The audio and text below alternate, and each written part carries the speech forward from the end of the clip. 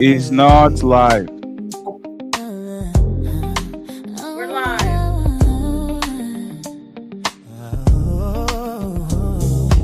Tuesday night, purple lights glow low. Say it with your chest, don't fold though. Step aside, let the truth unfold. If you say it once, you gotta hold. No scripts, no safe replies. Truth hit hard, no alibi. Say it clean, say it plain.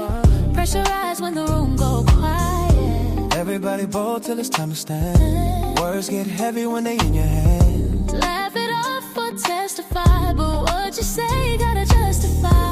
Say it strong if you say it here. Don't walk back when the line unclear.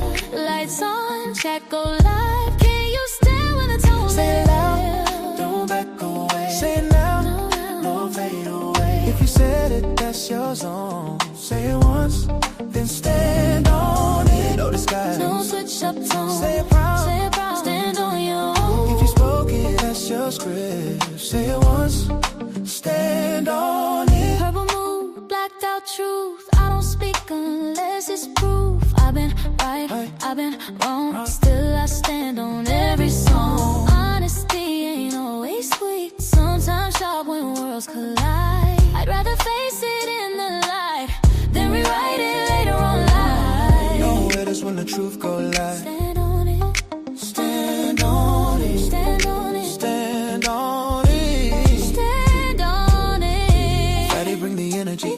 Napah, keep it clarity. Melanin legacy, hold the line. Different minds, one mic, one time. Tuesday night, 9 p.m. EST. And see, Real talk only, nothing less. purple gold, Purple glow, blacked out. dark grid. Say it once, stand on it. If you said it, that's your zone. Say it proud. Stand on it. No backbeater, no counterfeit. You said it. Stand on it. If you said it, If you said it, that's your zone. Say it proud. stand on it. No backbeater, no counterfeit. You said it. Stand on it. Stand on it. Stand on it. Stand on it. Stand, stand, stand on it. Stand on it. Stand on it. Stand on it.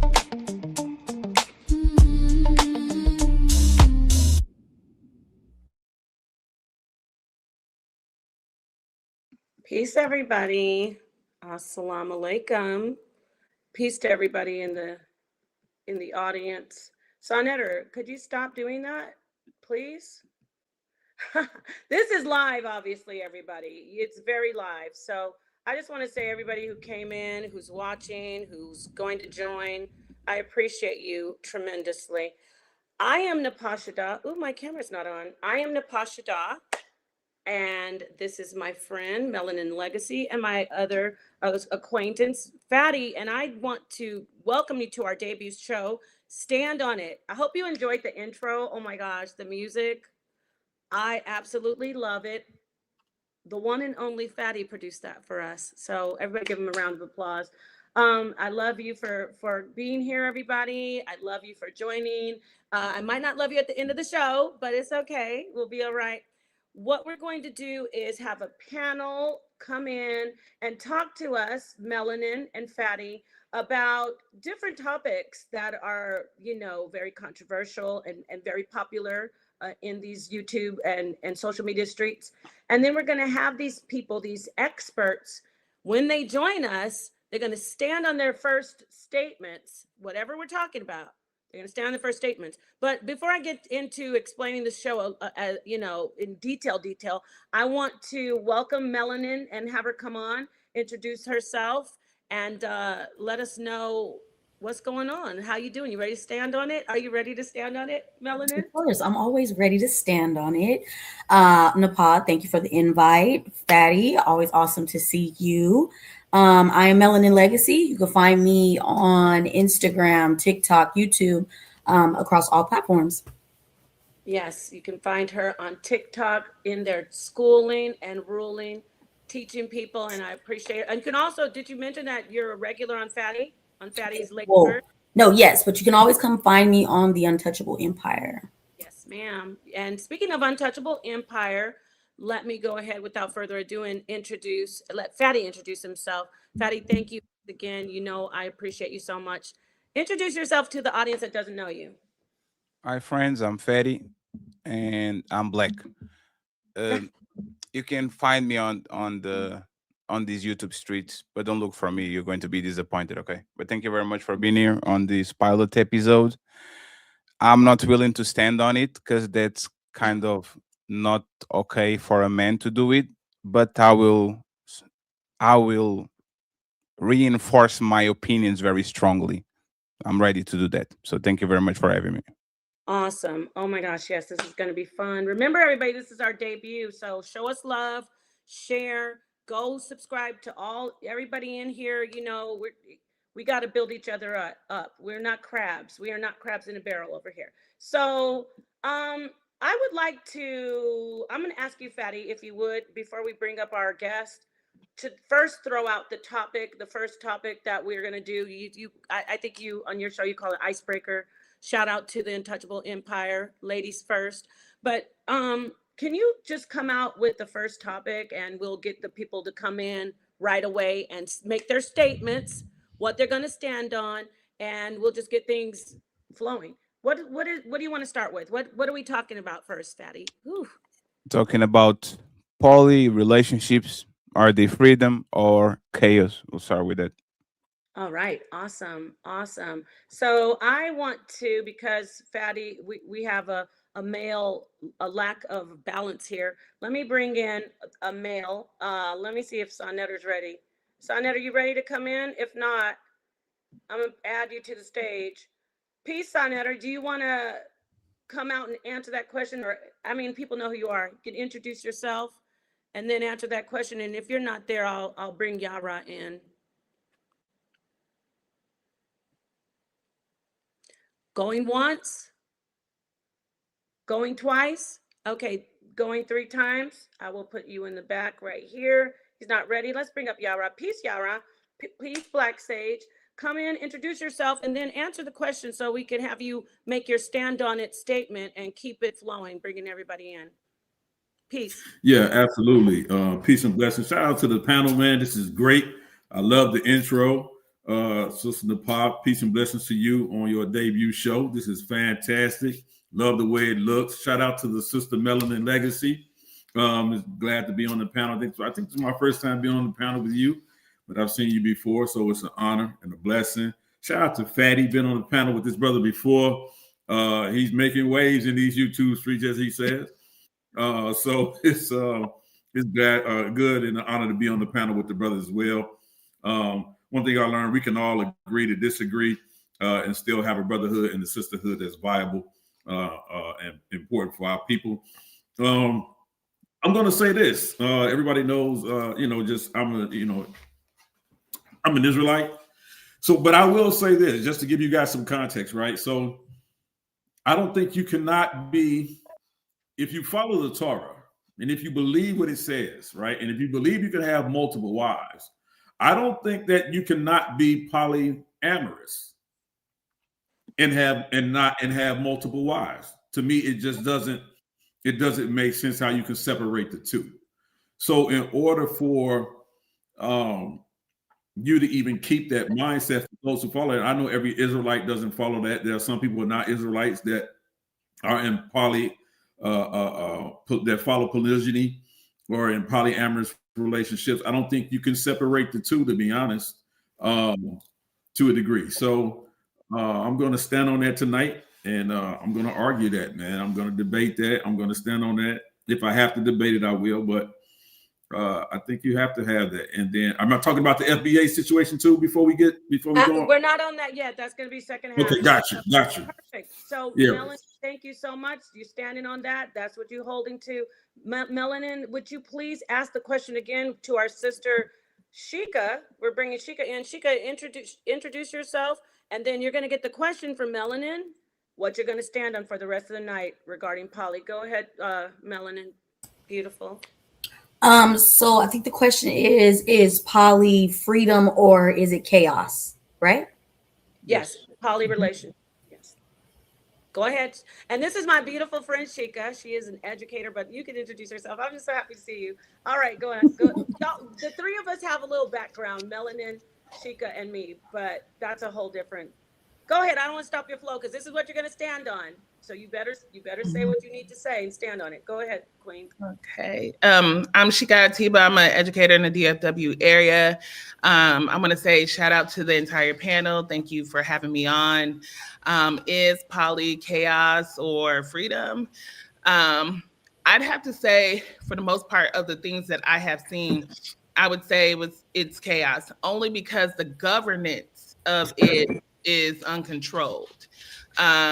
There's nowhere for people who are in these relationships to really appeal and have things enforced in a proper way.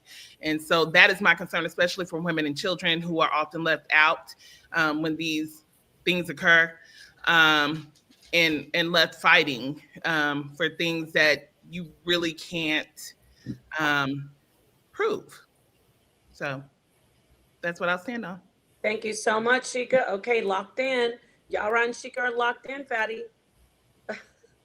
What do you think so far? What do y'all think, Melanin and Fatty? Does it sound like we're going to be going head to head? I think Shika and Yara are going to be banging heads later on. So y'all want to weigh in before I bring in the next victim? Well, Shika talking from like a legal standpoint about it, right? Like you feel it's chaos because we don't get to have the privileges that we should have as a monogamous relationship, right?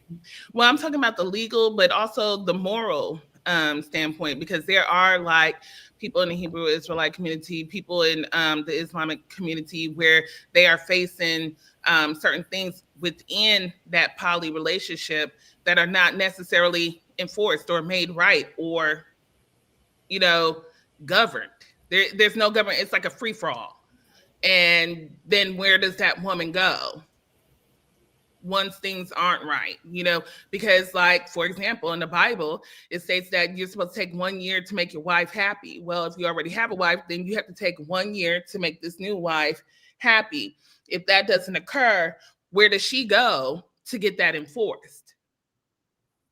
Okay. Without further ado, I'm going to bring in. You're locked in, Shika. Okay. So I'm going to bring in Rachel. Rachel, thank you so much for joining us. I'm glad you have your mic muted, but I'm glad you're here. Introduce yourself, and then the question is poly relationships. Now remember, I'm saying poly, not polygyny, not polyandry, just poly from whatever you want to do it. More than two people in a relationship. Poly relationships, Rachel. Introduce yourself and let us know. Are they good or are they chaotic? Do they cause your life to be chaotic? Hello, my name is Rachel, and I'm going to say for me, it will be chaotic, but I don't know. I think it will be chaotic. I don't know, because I don't know how other people are, but I'm going to stand on chaotic. There you go. Because we don't do I don't knows up here. Yeah. You gotta stand. I'm gonna say chaotic. Okay, and so let her lock in. She's locked in chaotic, and let's get in here with bringing in Sister Light. She's gonna let us know. You heard the question. You've been back there, I know, chomping at the bit, right? Ready to get in here. Peace to you. Introduce yourself. Let us know where you stand. Is poly just a nightmare chaos for your life, or is it something that really is doable and good for you? Peace to the panel. Napah, thank you for having me up here. My name is Light the Diabolical Diva. You can find me on Instagram under Diabolical Divas, or Paradigm Shift under Diabolical Divas. For me, I've seen instances where it works, and then I've seen instances where it just doesn't work. So for me, I'm a little on the fence. Like, I don't know if I could do it. I think we don't do on the fence, y'all. I believe it's chaos. Did you see the title? I know. I believe it's chaos. So I'm going to stand on that. Okay, you're going to stand on it. Awesome. I love it. Stand on that. So you got to get in here and fight too. You can't be like, well, I didn't really mean Why am I singing la la la la la? I love that song. You know, it means I love you. I love you. So, the inside joke. The inside joke. Okay, so last but not least, because I don't know where Saw Netter is. He's the eye in the sky. He's everywhere. But let me bring in my sister. Oh, there he is. So you ready? You're just gonna jump the line. You're the most important, Genesis. Let Sonetter jump the line. Sonetter, does No, anybody want to? you can bring in Genesis first. No, you're up here. I'm gonna let Fatty address you man to man. Fatty, give him the stand on it challenge. What's up? I'll hand the mic to you. I have to address who? Sonetter, you're gonna ask him the question that he's gonna stand on. Oh, are poly relationships chaos or freedom? Yeah, freedom. Got it. Sir, your mic is muted. Are poly relationships chaos or freedom? Yeah, you have to choose and stand on it. It could be either or. What is did they not get the memo, y'all? You don't want it to be either or? No, you stand on one position. One or the other. Or the other. I'm going with the poly, of course. We know why. Okay. Stand on the poly. All right. Poly is good. It's good for us as a man. Say anything else? Yeah, go ahead, elaborate, and I'll bring Genesis. No, I'm just saying poly is good for the man. You know. What about but not for the woman? No, I'm talking about in the sense of because a lot of people, it's good for the woman as well. Definitely good for both of us, but for the men, we need that. We need poly because man, women. Go ahead, Napah, because my throat right now. Go ahead. I can't talk. Get out. Drink something cold. All right. So last but not least, we're gonna bring Genesis in. I'm gonna tag you, Melanin. So we're gonna jump her. No, Genesis might agree. I'm gonna tag you, Melanin. Go ahead and ask her the dual question, the stand on it question. Hey, Genesis. So is poly freedom or chaos? Stand on it. All right. So I'm gonna stand on this. I agree with what Sheikah says because I think that poly can be non-chaotic and non-everything else if it was regulated. I think that when you have a Somalian community with a bunch of women that are having babies in a poly relationship, the reason why they are now turning into single mothers, 30,000 of them in Minnesota, is because as Muslims, the polyamory aspect of it is not regulated. I think that America needs to make polyamory legal, and then they need to regulate it. And then once they regulate it and make it so that it's an actual true institution, then it could become a household like aspect that could like be I would say non-chaotic, because when you get the government involved, sometimes it needs that government oversight to be like less than chaotic. If we say that, listen, you can't just leave your family. If you like this woman better, you can't just leave your family and just skip over to like Somalia after you've impregnated this woman and left her with 5 kids. All right, so let the government oversight that same way they oversight other things. And also, I mean, poly has existed all over for so many years. I think that poly, we're pretty much already doing poly when we like have a man that like goes out, has different women, baby mamas.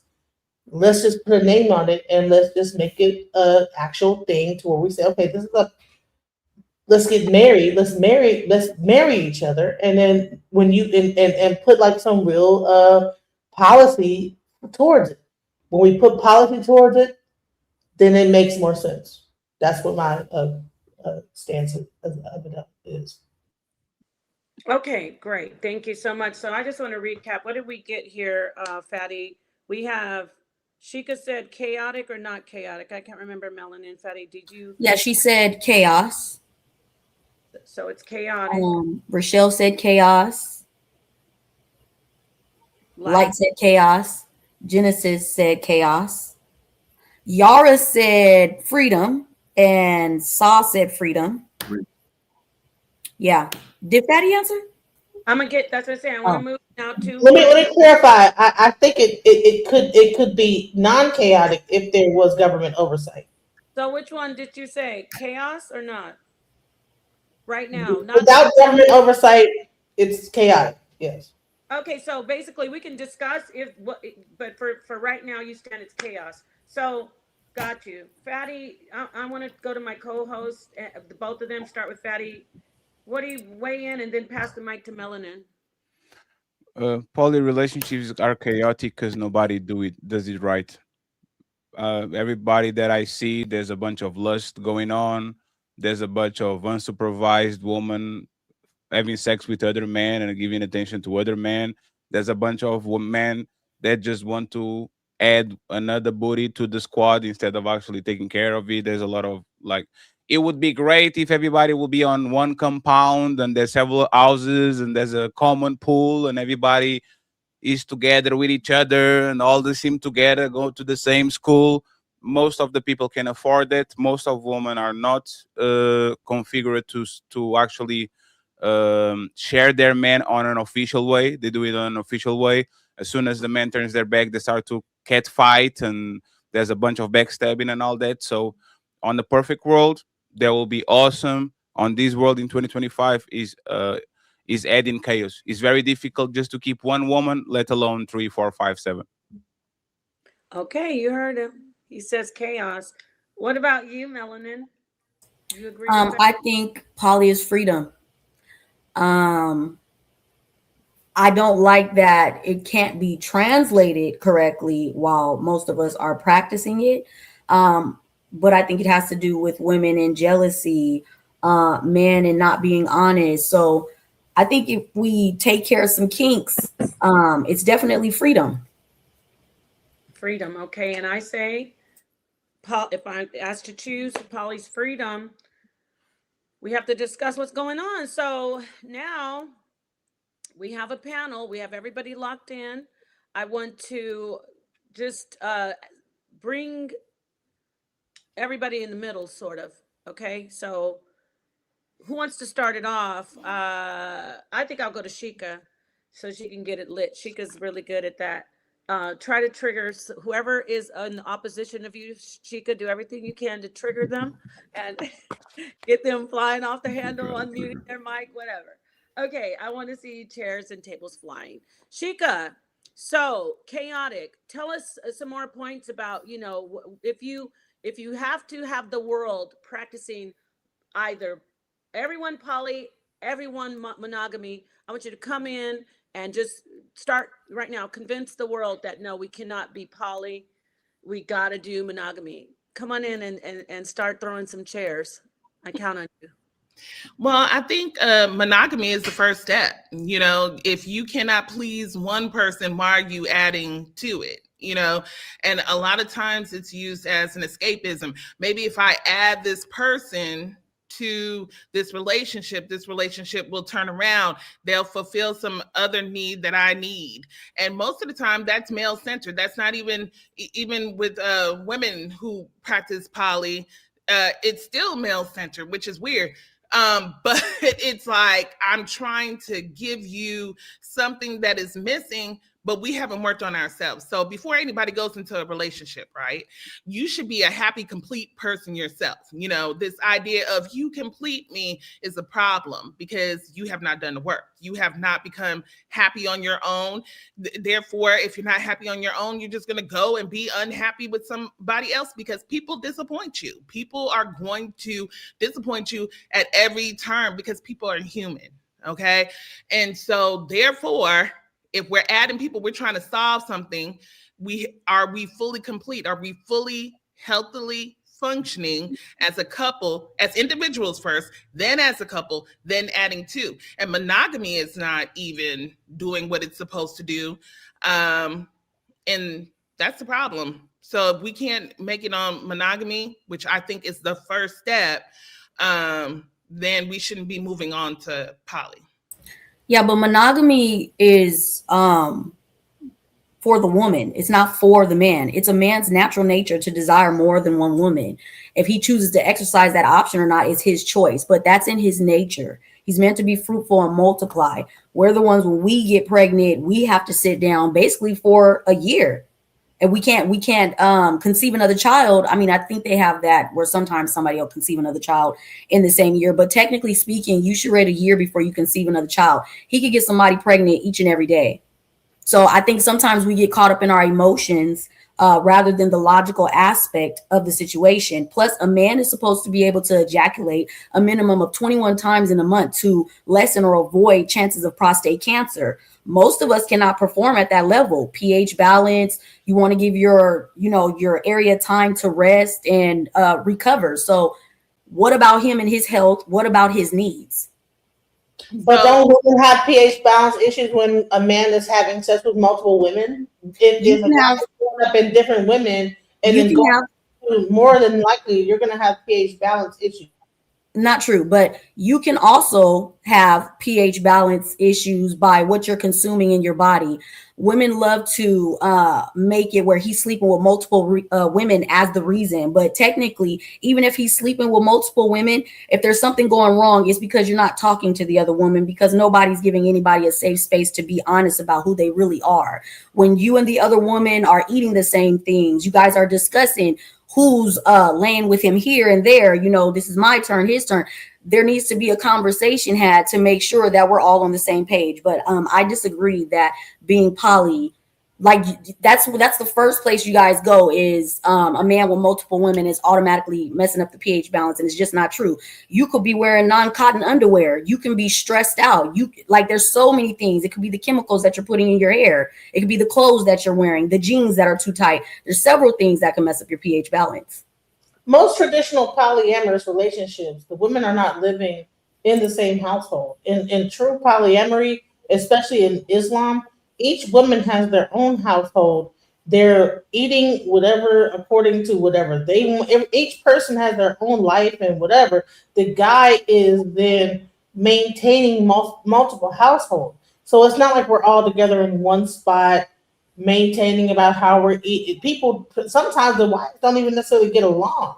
I have a story where I know of my godmother who was in a poly relationship with a Kenyan man. The Kenyan wives were over in Kenya, and she was over here. When he passed away and she went to his funeral, they tried to poison her and got a bunch of water from malaria with malaria in it and tried to kill her. So I would just say this is that a lot of times we be like thinking this poly is like what the way to go, but in Africa alone, this stuff can get quite treacherous. You know what I'm saying? Yeah, but what you're discussing is women and their selfishness, women and their hate for other women. That has nothing to do with poly.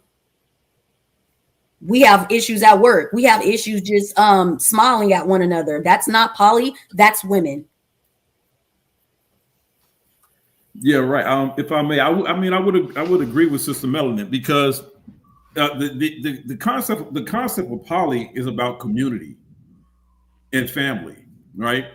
And so a lot of times that gets misconstrued with people who are not actually who don't actually practice poly in the proper form and context, right? So when you think about it being just about sex and who's sleeping with who, and we know that this is what's at the forefront of most people's mind, because that's the part of poly that we're even started the conversation off with, about sexual partners and how many people you're sleeping with and how many your pH balance is off and all of that. We simply focus on it being about sex, but that is not the linchpin or the basis and the foundation of a poly relationship. It's about working together as in a community. It's the same concept when you hear it takes a village to raise a child, right? It's based on the same concept, right? So that those many different pieces work together. We all know someone, right, that is capable of doing something or contributing something to a relationship or a business that you are not really well versed in, right? You do have some women who are better at raising children than others, right? You have, if we had the right and proper poly relationships, a lot of children who are or experience abuse or certain things or not, or feeling neglected, or at times the woman is not having that proper communication with their child, if another woman is available who can actually step in and do that, now you have a whole child, right, who's being raised. If she understands that this is about community, this is about family. Family is not just simply based on sex, and that's the problem that we have now. When we talk about polyamory, right? Can you love someone more than one person? Well, let's take a look at this, right? Let's completely be honest with it, right? A lot of people have a very poor definition of what love is, right? We've heard this song, and I'll land in a moment.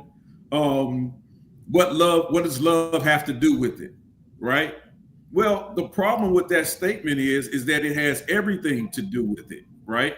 It has everything to do with the proper relationship, because the Bible tells us if you truly love someone, then you won't treat them a certain way. You won't talk to them a certain way. You won't put them in certain situations. Love seeks to heal. It seeks to bring together, right? It doesn't seek to destroy. But a lot of times we float off ideas of what we learned, especially in this Western society, of this dangerous definition of love, that it holds no weight, right? But when you have a community that can work together, especially in a polyamory relationship, especially where there are children involved, like that's a dynamic thing if it's done in its proper context. A lot of times we just hear things, and as I said before, it's not a coincidence that when we start talking about this topic, it's all focused on sex, and that's the wrong avenue to take with really understanding this. So I'll land there. Well, let me address this. I'm sorry. I just wanted to ask Sister Melanin a question. You said men need to ejaculate, you said 21 times a month? Yeah, a minimum of 21 times a month to lessen or avoid the chances of prostate cancer. Okay, so women, right, should have an orgasm up to 3 times a week. That leaves it 30 a month, right, for women. That's to alleviate stress, anxiety, and a host of other things, right, that come with going to work, raising children, just day-to-day life, right? Okay. So my thing is, if you most men can't even handle that with one woman, how could he handle it with more than one? I've never heard of most men not being able to handle it. A man can release, and if you know what you're doing, it's going to stand right back up. So I'm not aware of that. I mean, yes, they can release, but do they have a high enough sex drive to do that, to please more than one woman over a course of a month? It's actually harder to keep pleasing the same woman repeatedly. You put I'm just being honest. If he could have just released, and you bring another woman that he has not experienced, it's gonna rise for her. Like, you just have to understand the nature of men. But I would have to disagree with you. But what about talking about the man being able to bring that woman to an orgasm? Exactly. I mean, many women have stated that they've never had an orgasm. Okay. And so if we're starting with the first thing of pleasing one woman first, we're not even getting to poly. And not only that, I'm going to go back. We did not bring up sex. Those who are not for poly did not bring up sex. Y'all brought up sex. I brought about being a whole person, making sure that you are individually happy and you can bring that to a relationship. And Yara, why can't we have community without the sex? Because I have a community around me who can step in when I'm not being the best mother, or I don't know what to say. I have people who will say, "Hey, Sheikah, let me go ahead and take her for the weekend." I have community, and those things are happening. And let's also go back to our examples of poly. Our examples of poly are people who grew their own food together. Okay, they wasn't shopping at Walmart, Sprouts, and this and that. These are people who lived a whole life from the root, literally, to the clothes that they wore. So now we're dealing in a society where every woman has a different pH balance. So, I mean, let's go back to being a happy individual person, bringing that to a relationship, then be a happy, functioning, healthy couple, which we don't see a lot of that. 50% of marriages fail within Oh, 5 but the women are the ones filing the most divorces. But continue. So why Okay, are they? so women do file for a divorce. Women also actually push for the marriage. This Right. is the paperwork of it. You force him to marry you. No. You demand They it. push for the man. No. But that's not your position as a woman to be pushing for marriage. That's not your place. I thought men Okay. choose their wives. So how are Hey, women? Yeah, but she stated that women are pushing for marriage. She's saying to they're you, pushing to and I'm gonna stay leave. married No, before they. then I'm sorry, sis. She's saying they're pushing to stay married before they Your mic actually is file for your divorce. audio, Shika. Your audio. Damn. okay. Hold on, let me see what I can do. Do you want Yara to jump in and respond a little Well, bit? I do want to say something You're real quick. addressing him. Yara, you want to get in here? You want to respond to Shika? Go ahead. Oh yeah. Yeah. I just want to say, she said, "Why we can't have community without sex?" Well, I don't know how people come into existence in this world without sex, right? You need to make babies. So that's the first priority of what sex is for. It's about reproduction, number one. And then number two, after that, then you have you tend to develop intimacy and different things like that over the course of a period of time and know someone. But at the end of the day, sex is not a bad thing, right? It's not a bad thing. Sex should bring people together, right? In its proper relationship, right? So to say that someone being in a polyamorous relationship or being or operating in polygyny, or whether it's freedom or it's chaos, well, chaos only ensues when you have no actual true knowledge of something, right? It's just as if you take any weapon, you take a gun, right? You can use it to hunt and feed your family. You can use it for safety against an intruder, or you can use it to murder. Everything that we deal with and involve ourselves with has to do with how we view something. And most of the times, especially people in this country, we view topics like these in the scope of Western mindset, right? And how they separated families, right? When our people were brought to these shores, or even if you're indigenous, we'll get to that later, they still had multiple wives, right? And they had multiple wives to do what? To do various different things. Some would take care of the household, some would take care of the children, some would help by the field. Even in the Bible, and I'll just use this because that's, I come from that. Proverbs 31 talks about a virtuous woman. And it tells us that virtuous woman, she considers a field and buys it. In other words, that's a boss chick in real estate. You see what I'm saying? So it's not saying that a woman is only relegated to mundane things in the home. She's there also buying real estate. She's raising the children. She's also securing that household. She's making that house a home. These are things that we have to have. What woman's going to say that all those things could not be done on a higher level if you don't have someone next to you who understands, like, listen, we can all make this work for the greater good. Oftentimes we look at things in the selfish manner. Well, I don't want nobody touching my chicken. I don't want nobody messing with my chicken leg. That's my chicken.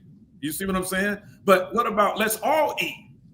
You see what I'm saying? That's the concept we have to deal with. But I understand that there's these narratives out here. We see it all the time with these reality TV shows, these love and hip hop. They're fun to watch, but they're detrimental in formulating people's thoughts about what actually a polyamorous or poly relationship actually should look like, right? And so I'm just saying, like, I'm not saying it's everyone does it perfectly, but I do agree it is a perfect system if it's done correctly. That's just like anything. You're an educator, Shika. You're an educator, and you know the difference when you're dealing with people who have bad methodologies when it comes to teaching children, right? Although they claim to be in education, they may think and some are even rewarded, right, for their service. But you can tell I've had some horrible professors in university, horrible professors, right? But you can't get rid of those tenured. They're tenured. No matter how much you complain about them, you're not going to get rid of them. They're just there. But again, when we look at this topic, we can't just simply look at it through a narrow scope. We have to look at it as, what are we looking at now in our communities? What are we looking at now in our communities? I've seen in just this last year, and I'll end here, in just this last year, more women coming on to social media spaces saying, I just needed some help. I just needed some help. There's no one here to help me. I don't have my grandmother. I don't have my mother here. I need someone to help me. What if the polyamorous or polymorph or poly relationship is open to them where they can say, you know what? I just need some time, right? And I can leave my children with someone that I can trust, and then out until I get myself together. Maybe I need to work over here for a time and then come back. If we look at it in a different perspective, then that may be a solution that we can have with our people today. So I'm not saying it's done perfectly. I don't think there are too many people that we know in a popular space that does this perfectly because of what we see, but it is a perfect system if it's done correctly. I stand on that. Statistically, women create community on their own. Okay. This is why they don't die Letitia, I lonely. want you to take the mic for just a minute because I'm trying to see if we're Fatty. Oh, there he is. My bad. Never mind. Fatty, I was wondering where you were. I was Come waiting a back little in bit. here. I want you to weigh in and kind of. But she did break it down. The audience, you're watching it. Yeah, So, Fatty, welcome back. Can I What do be you want to heard? say and lead this? Yeah, if the it's rest of possible, this let her finish and conversation? then I'll go right after her. It's fine. I was saying women statistically Are you create. there? Can y'all hear Yeah, me? we heard you, Napah. Can Fatty, call Yes. me Fatty. I need you to come in I and can hear stand you. on it. I'm here. Yes, I think you have a delay, Napah. I do? Oh yeah, because he's But here. he's gonna let her speak, and then he's gonna Oh, go well, after can her. you see me right? Okay. Yeah, I see you. Well, But he you wants can to see let her Patty? speak, and then he's gonna come after her. Oh, I didn't know he was on here. Damn, Yeah. I'm sorry. Okay, my bad. Did I just put him on here? Go ahead, Come on the panel. Diabolical Diva. I need him Tell to her come to in. refresh her Yeah, stream, please. because I hear what y'all are saying. My Tell her to position, I refresh her stand with- stream, please. Refresh your stream, Napah. You gotta Am I refresh your slow? screen. Am I okay? It's me. Yeah. My bad. Okay, I'll be back. I'm just gonna refresh. Sorry about that. I'm gonna hand the Go- mic over to yours. Go ahead Fatty, and finish I'll your be right statement, back and to I'll come right these after you. tech difficulties. So what I was saying is that After that. women create community, right? This is why women do not die alone. When you look at the statistics of men that die alone, they don't create Can y'all community. hear me? They don't even create Okay, I community didn't to want the to point. just anybody. Y'all. We can hear you. Yes, we can hear you. Yeah, so I'm gonna hand the mic back over to you guys. Yara came in, he came back, retorted. I'm gonna hear from Genesis. Actually, let's get Rachel in here. No, I'm sorry. Light is finished Either what one, she was saying. anybody jump in, please. The silence is killing me. It's like a dagger. No, I she's think you're talking. I think you can't hear us, Napah, because Light is talking. Yeah, where's she going? someone's talking I right can't now. hear her. No, not at all. Oh, now she's gone. All right. Damn, Well. I can't hear her. It's me. It's me. Sorry, because I was just hearing silence. Yeah. And Napah, All right, my try bad. to take I'm care gonna of the move. technical difficulties. Melanin and I will handle it if you are having troubles. Okay. Yeah, she'll be back. Yes, and the lady, I Rochelle, don't know. did you say you wanted to speak, or who wanted to speak? Well, I just wanted to make a statement because a lot of times when we talk about polygamy, we talk about it as if these men that are in America have all this money to be able to even have all these women to be able to even pay the money to even run all these households with all these kids. Half the men don't even have trades. They don't have anything to be able to take care of all these households, let alone their own self. Half them are living in they auntie house, they mama house, this and that. There's some men that might have it together, but listen, in Africa, when they have this, they have, like Fatty said, a compound where all their wives can live together and they can come and stay together and do this whole polygamy thing. In America, absolutely not. What you have people in different households, and you're trying to if you do bring them all together, it's really a bunch of women that's really supporting the man, and then that like it looks like pimping, because now you got all these women working, and then you're the man, and you're the person in the center, and everybody's like feeding into the household, and you pretty much are just like the man, you the man. You know what I'm saying? So I don't agree with how America does polygamy.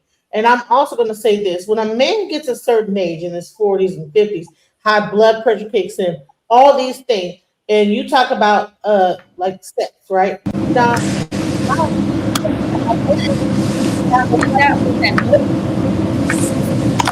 Rachel, mute yourself, please. Rachel, mute yourself, please. Somebody. Rochelle?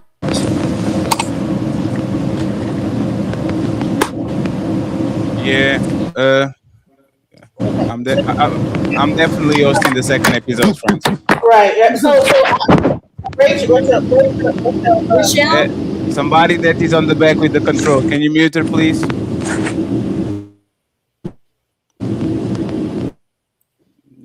right. So, anyways, as I was saying, if you can hear me over there, a lot of times people have a man, or have this whole situation with this whole like imaginary thing. But when guys get a certain age, right, you got to have things that kick in that like actually affect their ability to keep it up, right? But then they might But still. it's the same for women though. As we age, it's not as wet as you used to be in your 20s. So what is the point? Exactly. So my point is that why are we bringing on this whole because a lot of polygamy, it's a bunch of young. They want to get the younger. Once the old one gets old, they keep having kids. Can't take care of them, leave them. This is what's happening in Minnesota right now. A bunch of 30,000 Somalian women are right now. Who cares? Who cares? Like, there's 30,000 baby mamas in Minnesota that are not Somalian. Like, who cares? Monogamy is not working too. Like, this is the let's go to the worst case scenario of polygamy and the best case scenario of monogamy. Respectfully, if y'all actually, one second, because you were being very long-winded. You were being very long-winded, Genesis. If y'all wanted to make it work, y'all would, because y'all splitting baby daddies right now, unofficially. Y'all literally doing it right now. Most of these women that are having kids with these dudes for the most part already, like, y'all already sharing him. You either just don't know it, or you do it on I get him this week, and when he gets mad at me, you get him next week. For the most part, it's because women don't want it to work. It could work if women had a serious mentality about actually building for the kids. The problem is a lot of times these women are getting on these poly relationships for them. They're not getting on this poly relationship for the kids. They're not getting for this poly relationship for the group. They are getting this relationship for them. And as soon as they don't get what they want, they are willing to break the family up and separate their kids from their brothers and sisters just because they're not getting their way. That's why it's not sustainable. It's not because it's a bad system. It's because the people inside of the system a lot of times come in the system for selfish reasons. That's all. Like, so stop talking about the Somalis and in Africa and all these things. This is irrelevant. It's not working right now in the West with monogamy, and these women have 30,000 baby mamas anyway. In America, in Minnesota right now, 30,000. How many single women are in the United States that have the father is not in the household? Do you say there is more than 30,000? Is it fair to say? It's fair to say that. However, so how is that relevant? These are polygamous households. So if polygamy worked, then there would not be what you're saying. There would not be DJ Genesis. Relationships are not working, period. Either be poly or monogamous. How many friends do you have? How many kids do you know that their father is not on their house? They are being raised by their mama. Like, how many? That's what I'm saying is irrelevant. You are picking on a small community in a very a man doesn't make it better. It does not. The number one thing in a household that shows that there is an abuse is a step parent. Okay, that's the number one sign of bringing in other people. So saying, okay, well, you can run around with your dick and I'll stay in line for it does not help either, because we've seen men who do that, who try to do poly, and they have one set of wives, then they come back with a whole nother set of wives. So let's not act like. let me ask you. One second, please. So, Shika, let me ask you something. Shika, do you have kids? Yes. Is the father of your kids with you? Nope. Are you dating? Are you dating? Nope. You're not going to date forever, right? Till I want to date, till I feel like it's a safe space for me. So isn't your situation the same thing that you are mentioning right now? You are going, because the father of your kids is not with you. As soon as you start dating, you're going to introduce a stepdad that is going to be on the same situation that you're talking about. No, I'm this not is allowing why anybody in my home until my daughter is 18 and out the home. So if you're not and old enough and able to defend herself, I'm willing to wait for that because I'm investing in my daughter. So when will this be? When she's turning 18? In about 10 years. Come on, and you're saying like you're going to stay on the lines, not having no relationship with nobody, just going to. So let's question. So you are telling me for me to get it out there. I've talked to people, I have friends, but I'm not going to commit myself while I'm trying to raise this daughter. That is my commitment to her. And now, this is what. My mother made the same commitment to me as well. She did not get married until we were 18 and out the house. And this is what we're talking about, right?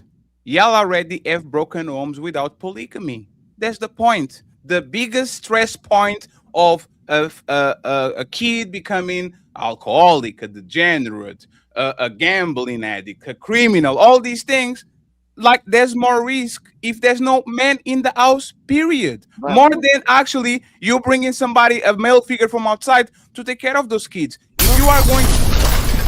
That's actually about absent parents, not absent dad, not parents, dads. Dad. The absent dad is absent, but if the dad is actually co-parenting with the mother, those stats significantly drop. So if you have all those, like if it's about the kids, we'll go back to him. You're good, right? Why would I want dysfunction in my child's life? We can why is it dysfunctional? Co-parent. I'm not going into my personal life, but you don't have to be dysfunctional. You just have to say yes, sir. Happily co-parent and have two healthy parents for this child.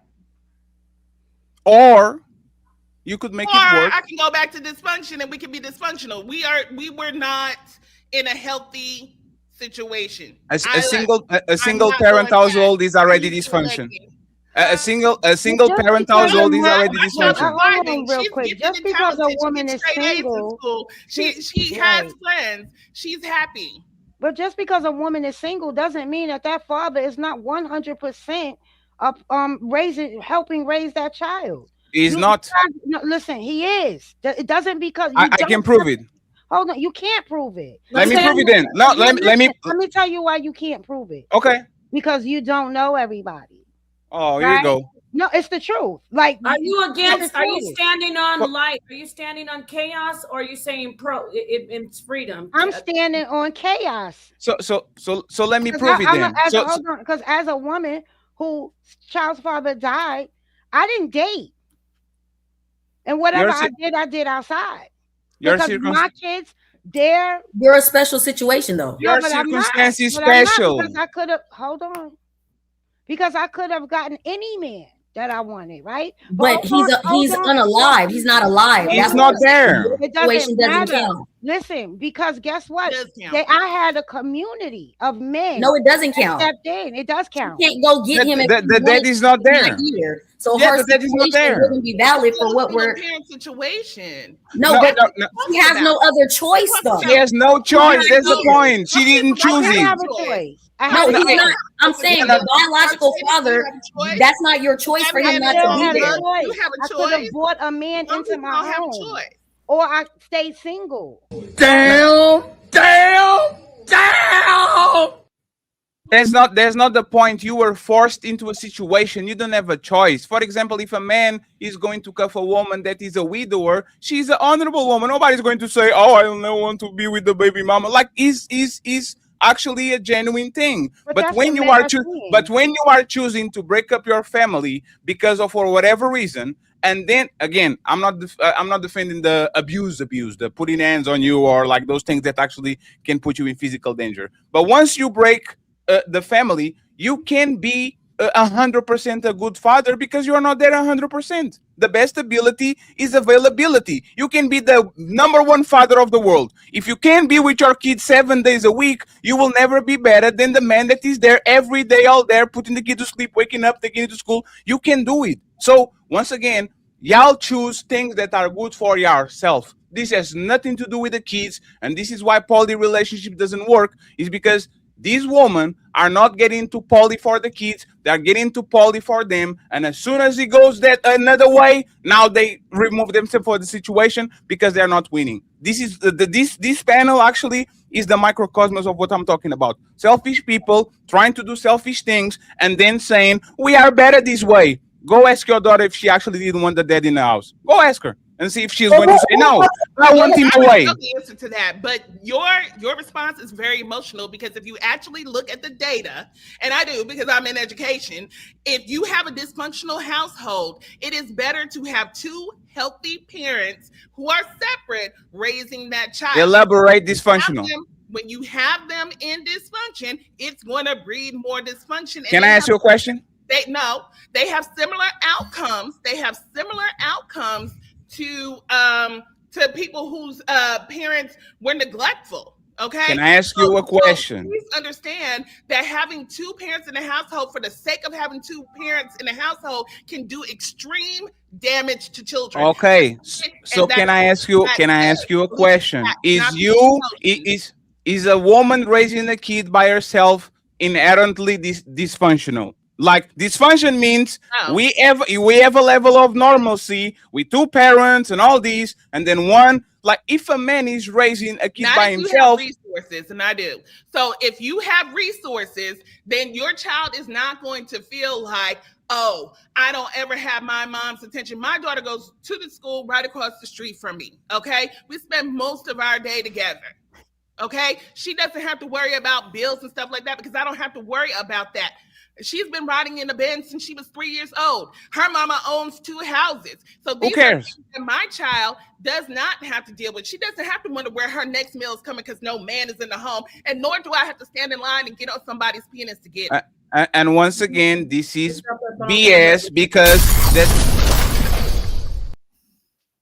a bunch of rich men. There's a bunch of rich men that have a bunch of money, and that kid is literally born with a silver spoon in his mouth, and they have extreme dysfunction because there's not a woman at the home, because the man is working too much, because the guy wants to be a CEO, so he works 16 hours a day and he's never available to watch the kid playing football or going on vacation with him. Money is a very good indicator of what you can provide for the kid, but it doesn't account to dysfunction because once again, there's a bunch of assholes with money. There's a bunch of women with money that they have no idea how to be moms. Go ahead, finish your point. You got it. Oh, it's me. I am Fatty. Nice to meet you. Yeah, I like that. And then look at the background. Fatty did the awesome graphics. And Napah, second show, I'm hosting. I'm hosting it on the second show. You can get it on the third one. Back again. Look, you know what? This is background talk, okay? You bring in the amateur side out. I was just pushing you up there. We're going to talk about all that.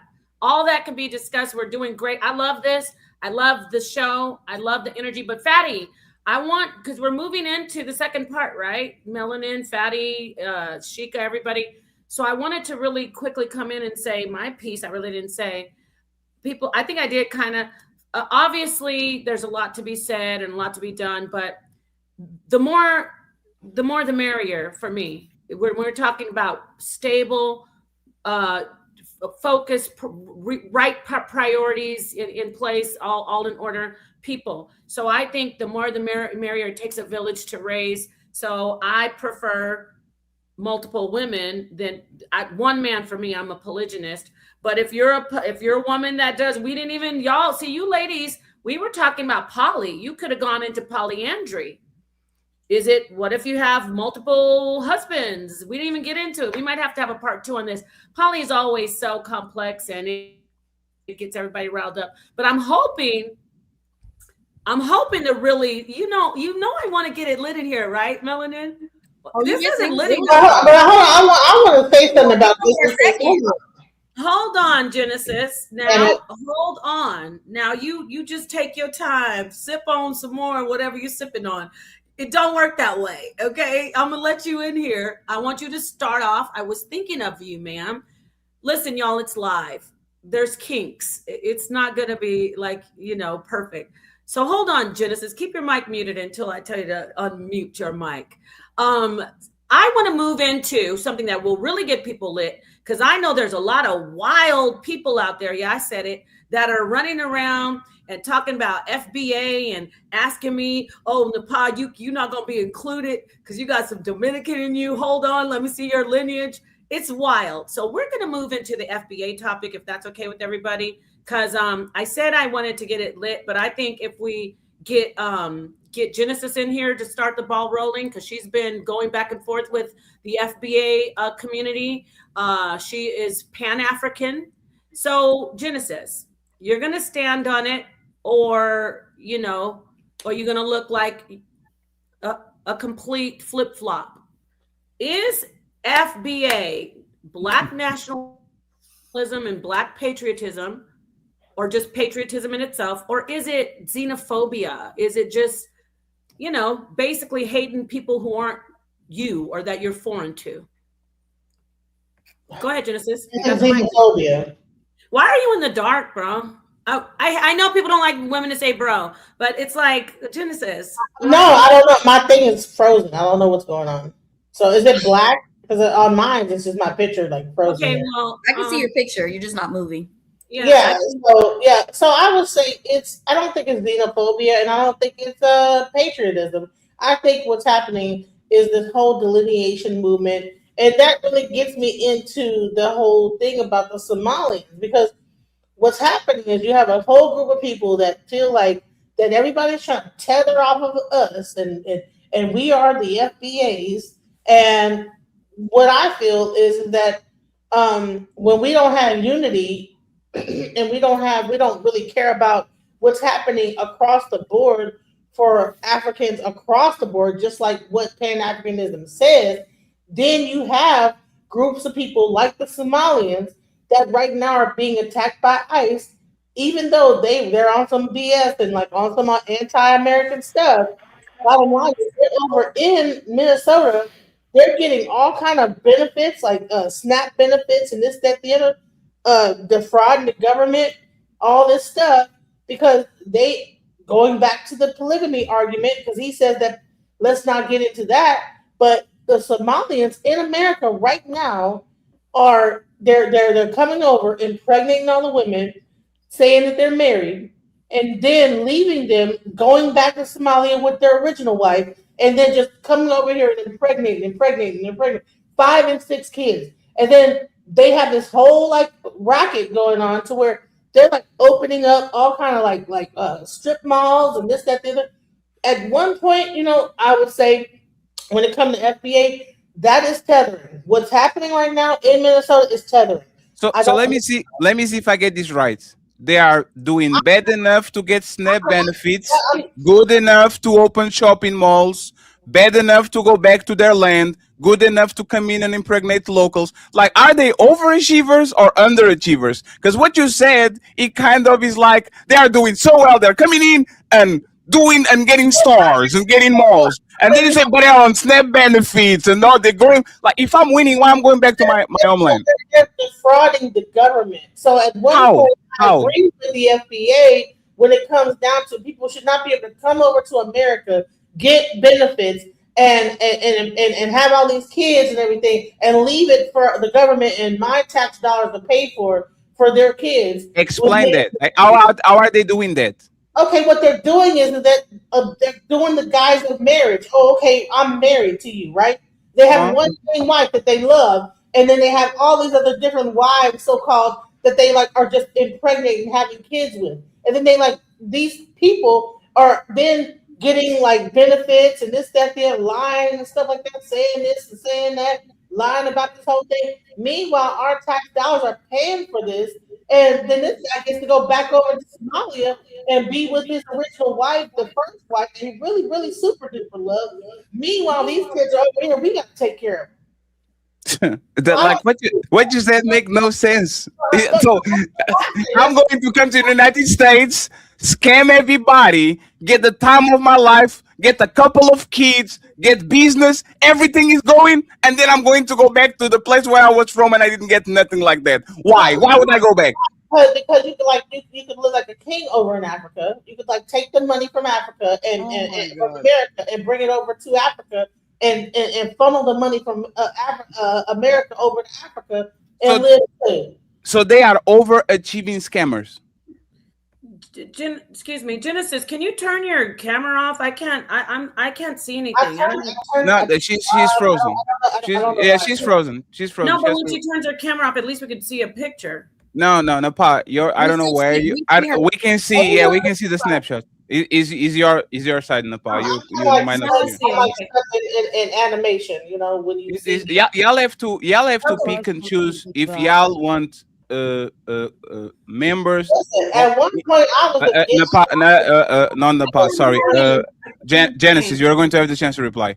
Like y'all have to pick and choose if y'all want to kick out people that come on the United States to like that are on some bullshit and are actually underachievers, so they don't help nobody, or if you want to kick out the overachievers. Because respectfully, it sounds like you're destroying shit to the wall and try to see what it sticks. I respect if people are nationalists or people are tribalists when they say this is the problem we have. This is a bunch of something, and we need to stop doing this. But when you say they are so good that they open malls, but so bad that they are on stamps, and they get some keys, but they go back to their land, but they fly, but they swim, like pick a motherfucker, pick a side. Like say exactly what is the problem you have with these losers or winners, and then we can go from there. But you are just throwing things to the wall and see what sticks.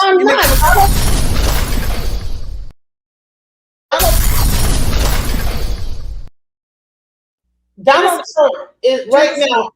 I gotta move on to the next person, but are you so? I agree with Fatty on that. I thought you were strong position Pan-African. It sounded like you were just like. I'm letting you know is that my position is beginning to change based on what I'm seeing in Minnesota. So now Pan-African is no. Stop. Let me finish my sentence. Go ahead and finish, but then for the show. What I would say is I don't agree with people taking advantage of the things that we have done as Americans to build up this whole situation. Then these people can come over here and then take advantage. I don't like that part. Now, I don't agree with the whole tether thing and being divisive, and I get it that people want to delineate. It does not mean that we have to be xenophobic and call people tethers and this, that, the other. However, when you see in communities where this thing is happening, I kind of see what people are saying. And by the way, Napah, just to make sure one thing, how many single mothers you said Somalis have in Minnesota? 30,000.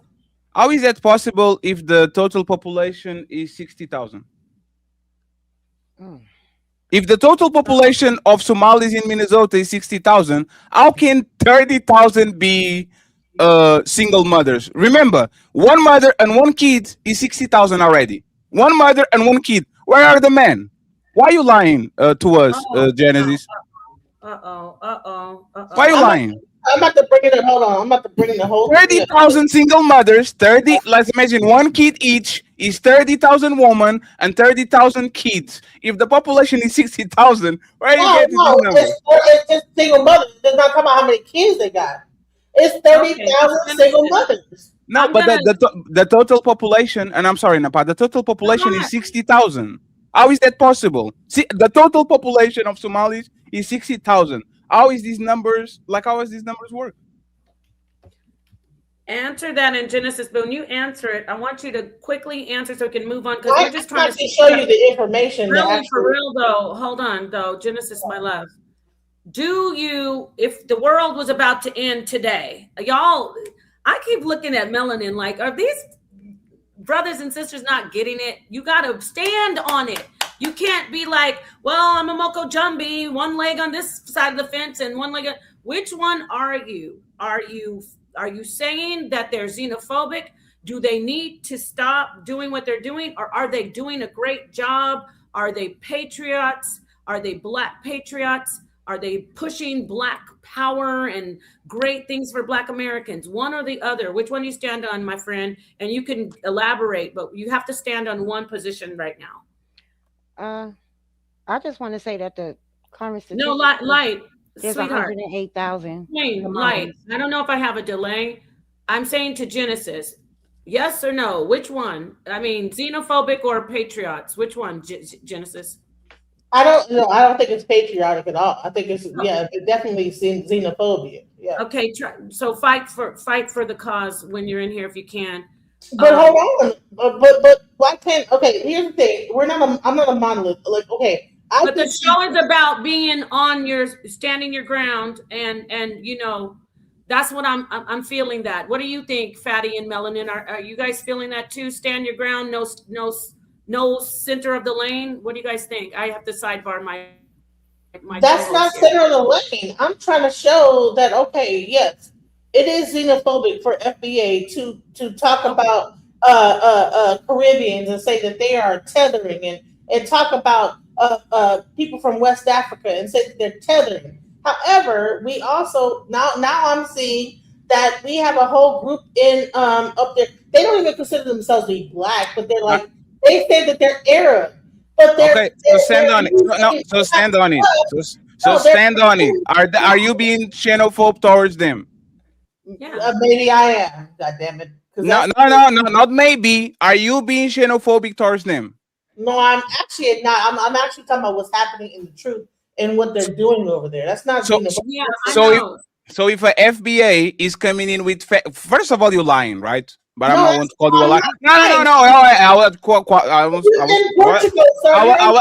I was not done. And you don't live in and you don't live in Minnesota. The only white you only met to the Somalis because they don't look your way. So what we're going to do is simple, right? You have to actually pick a side. Why is it okay for you look down on Somalis, but is not okay for FBA to look down on people from the Caribbean, people that come from Africa and all that? Why are you right? We didn't come from the Somalian group. We came from West Africa. We came from Caribbean. The Somalians are a whole nother group of people that are coming over here. They are still Black. Well, I don't agree with. No, they're not. They said they're still Black. They say they're not Black. Look at what they say. No, it's not what they say. It's not what they say. Oh my God. They say that Genesis. Stop being difficult. There are Black Jays. There are Black Arabs. There are Black Muslims. There are Black Christians. There are Black South Americans. Okay, so if their ethnicity is not Black, what are Somalis, Genesis? They call themselves the Arab. Now I'm asking you.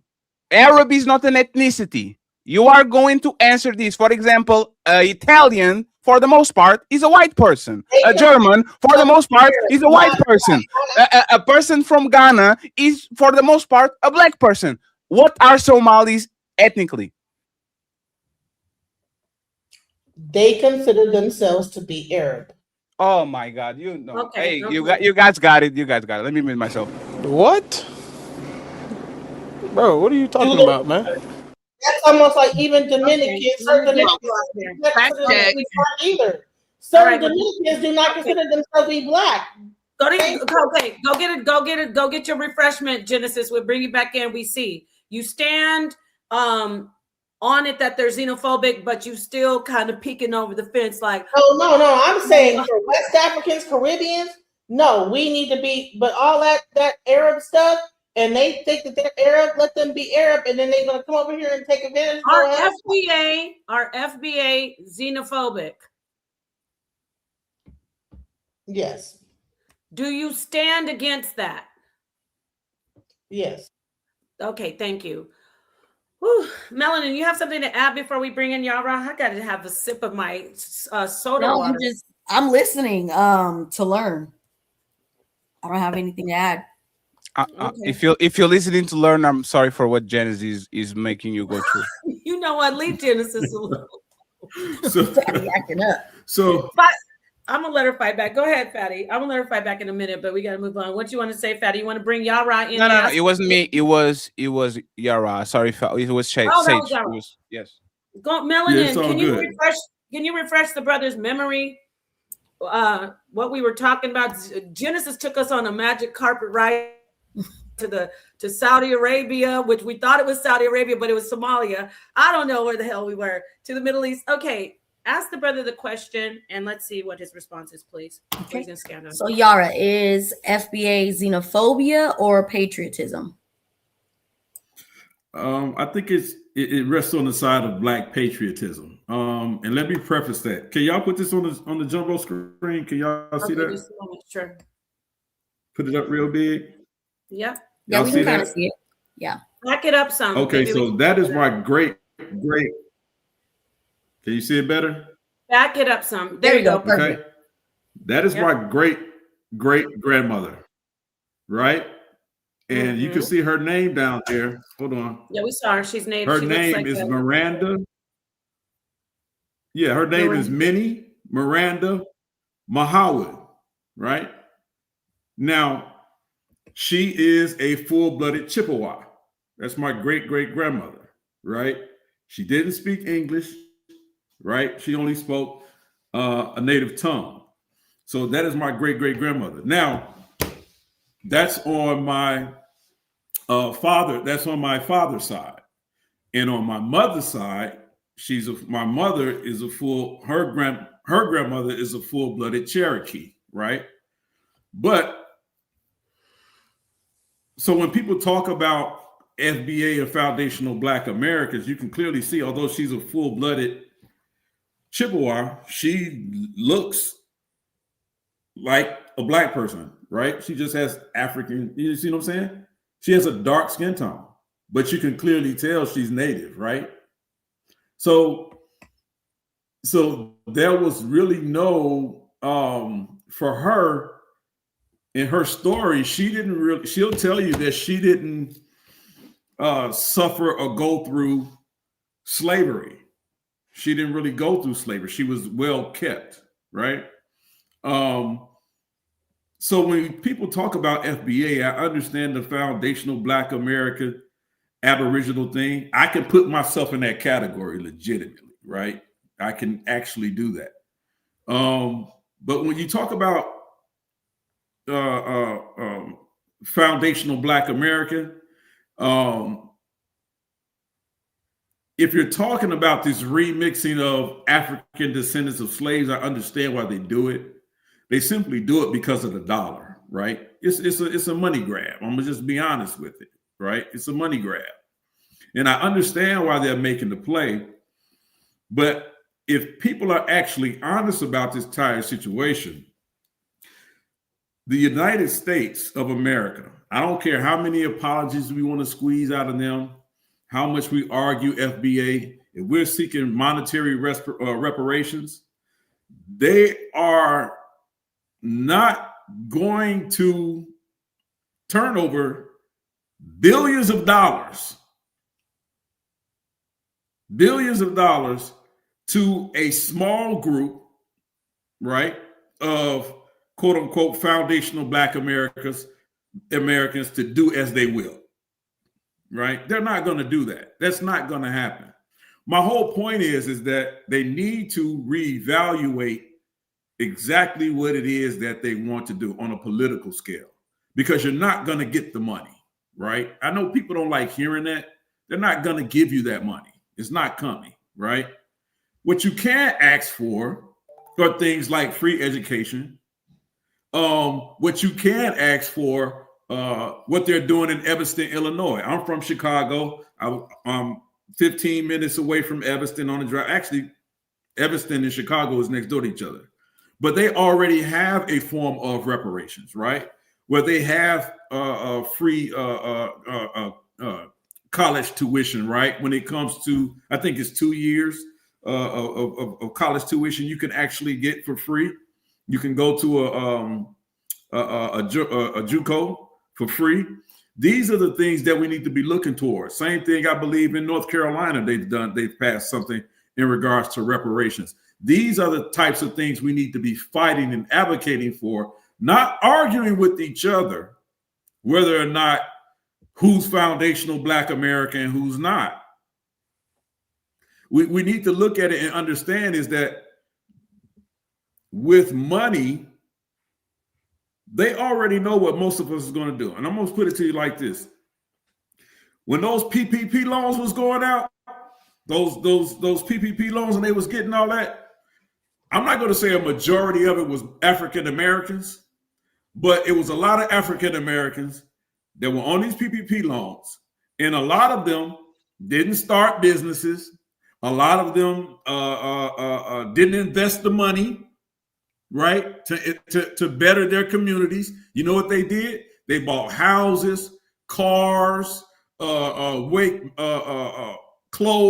went on trips. They squandered it. All these millions of dollars that they quote unquote erroneously had gotten, they squandered it. They squandered it. And the problem with that is that a group of people with no plan. We already fight over who's gonna get to China when grandma died. You almost lose your life at a funeral or a repast. You see what I'm saying? Or when it's come time to clean out grandma's house, they want to go see if she got money stuffed in the TV like Uncle Pete from Soul Food. The problem is that we're having the wrong arguments with the FBA. I don't knock them for wanting to create that identity because I think that's important to all Black people. We're most Black people in America. We're looking for a solid identity, right? We're looking for that, right? That's just a product of slavery in this country, right? But you can't go after it simply saying, give us the money. That's not a viable platform to stand on. Just give us the money because we say we are who we say we are, right? Yeah, but Black Americans will never get reparations. No, because there's nobody on political office ready to actually give them reparations. 1000%. This is a problem that is not a problem because no immigrant, terror, or whatever is going to get in the way of you getting reparations. The people that are getting on the way of you getting reparations are above you and are a little bit more pale. And they don't want to have no conversation with you, just like Brazilians don't want to have no conversation with Portugal about reparations. No matter who you pick, Republican, Democrat, Independent, all of them are against reparations. Even Bernie Sanders, which is the most progressive man and wants to give health care and affordable college, when it comes to reparations, says, nah, I don't think that's a good thing. So once again, first elect a candidate or somebody that will actually push this idea. And all of that, we can have a conversation. But having conversations about reparations when nobody on the pamphlet is willing to give you reparations and trying to make enemies of people that are below you for whatever reason, I don't understand. I think it's just people deciding, oh, we are not this gang, we are this gang now. Well, can I outline the difference between xenophobia and patriotism? Actually, we got to move on to it. We have another. Everybody knows what is xenophobia. There were no need to define it. No, here's the thing. Can nobody hear me? My mic is delayed again, right? Now we can hear. It's just Genesis being she would belligerent. just ignore me. She would never do that. I know my mic is delayed or something. Genesis. I know. I'm just being facetious. We have to bring Shika in. She didn't even weigh in yet, and then you could definitely jump in. My bad. I'm sorry. And I think we all know what xenophobia is, but I know for the argument, I get it. It's coming up. Okay, so let's see, Shika, I'll ask you. FBA, I know you're familiar with it. Tariq, Nasheed, Umar, Pan-African versus Umar. Is it really just xenophobia? Are they attacking actually people that they just are foreign to, even Black Americans? Are they attacking? Because I didn't add this caveat. I want to ask you, Americans like you who have Caribbean roots, right? Are they attacking you? Are they really xenophobic against their own? Even or is it just patriotism? We just don't understand they're fighting for Blacks. Which one is it? What do you want to stand on? Yar's in the back too, by the way. Oh, yes. He's just, his device isn't connected on my end. Do you see that? He said he's in the back? Okay. Yara, you have to come back because I don't see you. Sorry. It's live, y'all. Hit that like button. Show Melanin and Fatty and me some love. Sonetta, of course. HOK. All right. Sorry. I keep on saying I'm going to let you go, and I'm stopping you. Shame on me. All right. Go ahead. Okay, so FBA, ADOS, all those movements are about the dumbest things that I've ever heard. You are leaving a lot of money on the table because I have two roots. I have Caribbean roots on my mother's side. My father's side is indigenous and African. You can go all the way back to slavery, and I have with them. So I have two roots. So I only get half of the money. This is leaving money on the table. I have been disenfranchised my life. Throughout my life, I've had to work twice as hard to get what I need. You know what I'm saying? I've been discriminated against. So I went through those things. And if you had ever read The Case for Reparations, then you know that slavery is just one part of our history. What about redlining? What about the Tuskegee experiments? Which actually shows up in my DNA because on my father's side, it literally changed our DNA. We are leaving, even education today only deals with 8% of the curriculum is only 8% of people of color, but yet we're paying into the system with our property tax and not getting the same validation and outcomes as other students, you know? So again, there's stuff going on right now that we can start calculating money for. So just leaving it at slavery is a problem, and it's just a penny way of trying to get something. But it's lazy. It leaves so much money on the table that we should really be getting in, and they're really behind the 8 ball because I found myself in this meeting. I don't know how I got there. I think I was like on one of your shows, and then somebody asked me to come to this meeting. There are already groups in talks with the UN. The UN has a definition of those who were enslaved in the diaspora. They have a definition. Why do you think people are starting to give out reparations right now? They're trying to get ahead of the 8 ball. Okay, because it's not going to be something that we get in a vote. It's going to have to be something that comes through the courts or outer society that says, hey, we have to repair this. This is why we have a problem with our relationships and homes and dysfunction, because I used to be offended because the UN decided that the whole Black community needs therapy. I used to be offended. I agree more than ever that the whole Black community needs therapy. There's not one person that does not need it and need to really deal with the dysfunction, the drama, and the things that come from it. Anxiety, depression, all these things are affecting us because I don't know if y'all remember the 80s. Remember the 80s? It seemed like everybody was poor. You know, everybody was struggling. And this is what Trump is trying to get back to. This hierarchy, everybody struggles beneath us and we are winning, you know? That is what Make America Great Again is all about.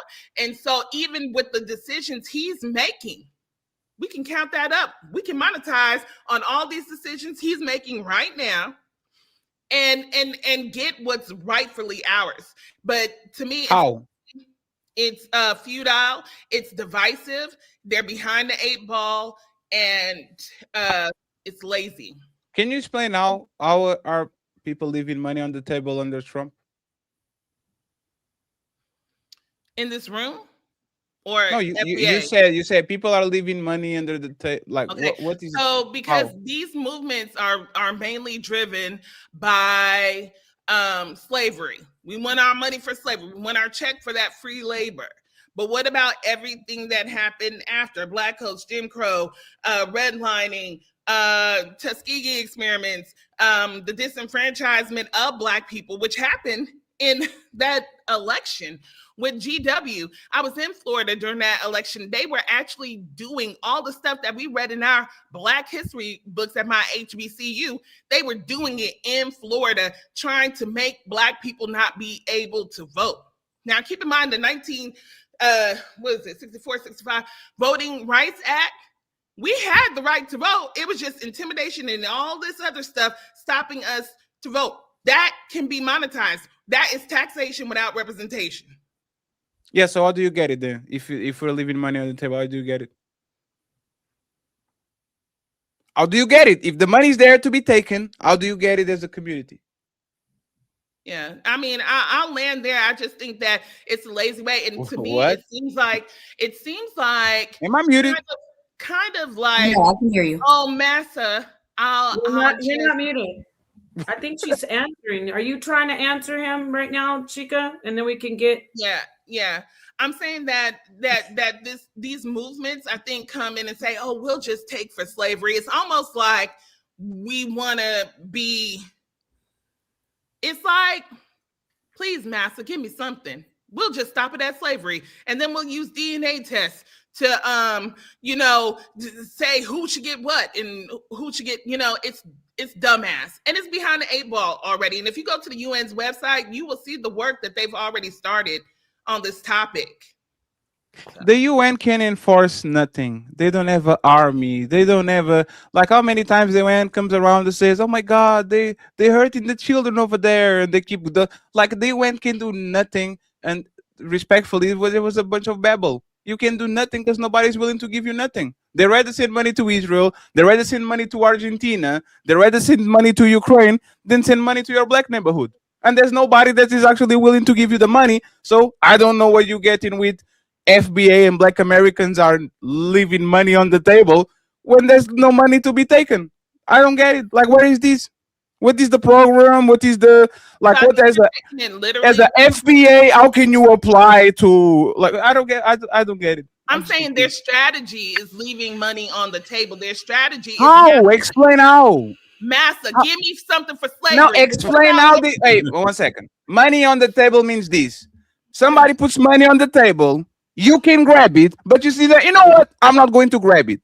Explain me how is the American government leaving money on the table for Black Americans and FBA, and they're leaving the money there and go, how is that? How? Explain. Okay, first of all, they have money to give us for reparations. They don't want to. Okay, so that's so where is it? Where is it? Wait, let me finish. Number 2, when I'm talking about their strategy, is leaving millions, billions on the table. If we take what they're going after just slavery. You're repeating yourself again. We get it. If you repeat, okay, if I say, what about? One second. What about redlining? What about Tuskegee? You were repeating. Hey, lady, you're repeating yourself. You go against the banks, that's the insurance companies. I do not understand that. When you repeat things, 1 second, Genesis. When you repeat things, it doesn't explain how. If I say I have a tattoo on my hand and Melanin asks how, I have a tattoo on my hand, Melanin, how? Yeah, a hand and a tattoo. Explain how our FBAs. So you don't understand is what you're saying. Jesus Christ. You don't understand what I'm saying. Okay, let me break it down. Hey, lady, please. Sorry, no, I don't want to call you lady. I just don't see your name. Let me break it down. Chica. Okay. Go ahead, Chica. How?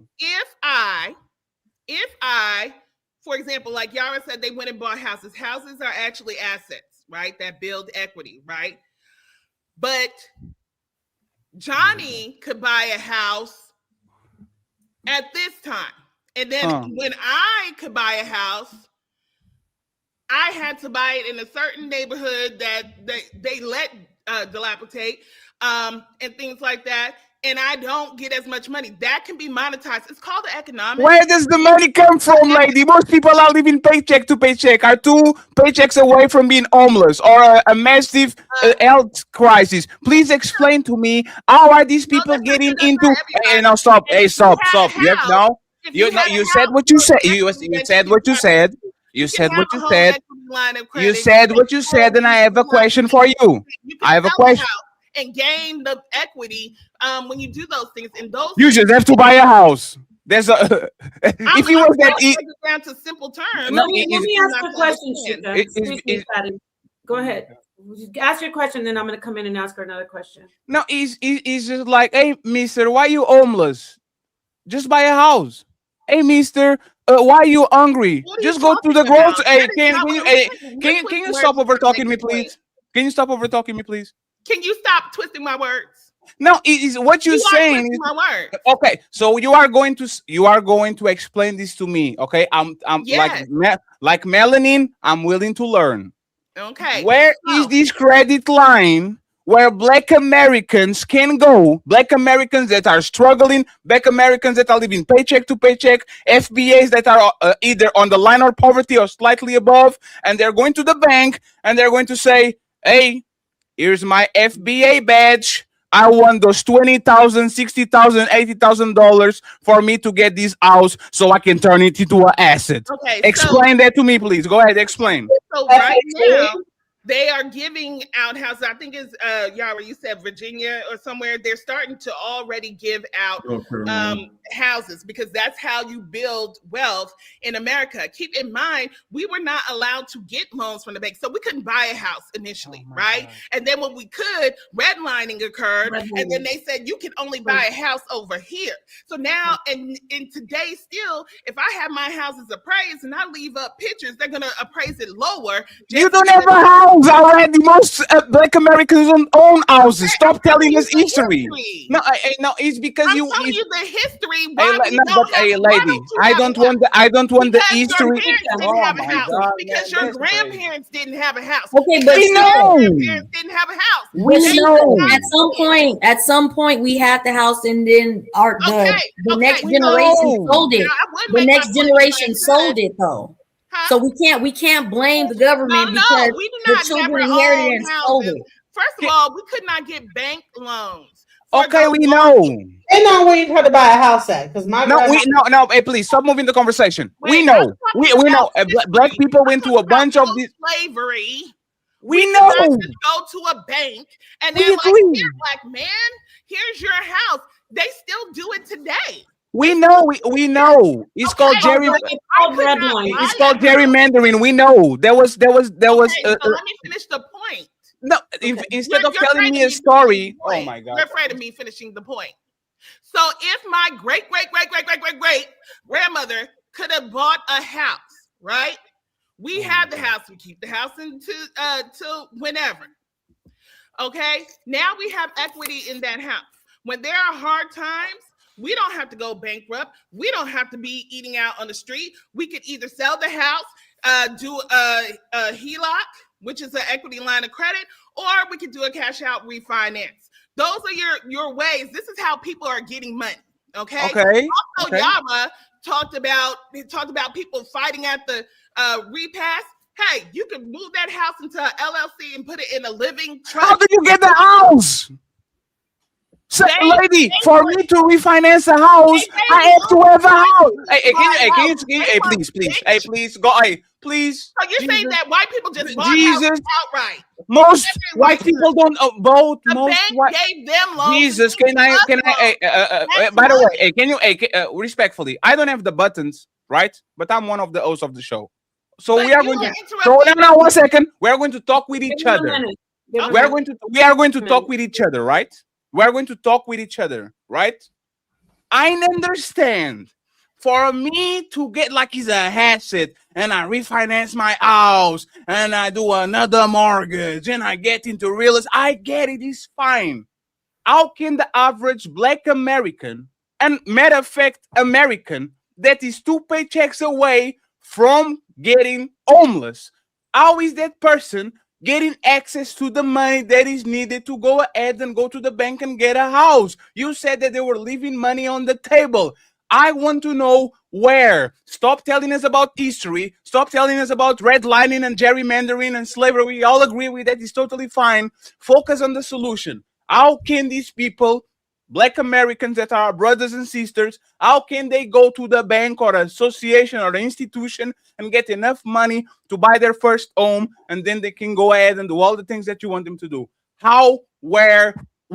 Just tell us where. And nothing from the past. From the future, from the present to the Okay. future. From the present right now. Okay. When I bought my first home, I only paid $3,000 down. How? What do you mean how? First time home buyers programs, FHA, which Black people were locked out of. When was this? Forever. When were we locked out? We could not get FHA. No. When was this? When did you buy your house? I bought my first house in 2018. So you are telling me that right now, if Melanin and Napah and Genesis could, like, you're telling that they can go to a place where they can buy their first house for $3,000. Yes. That's what you're saying? Yes. Can you get us a link or something like that? Huh? Can you get us a link or a place where I can actually go and see? Because you have to talk to a realtor. Most realtors are connected with loan people, okay? And then they're going to tell you what programs you qualify for. $3,000. Wait 1 second. 3,000. How much is the house worth?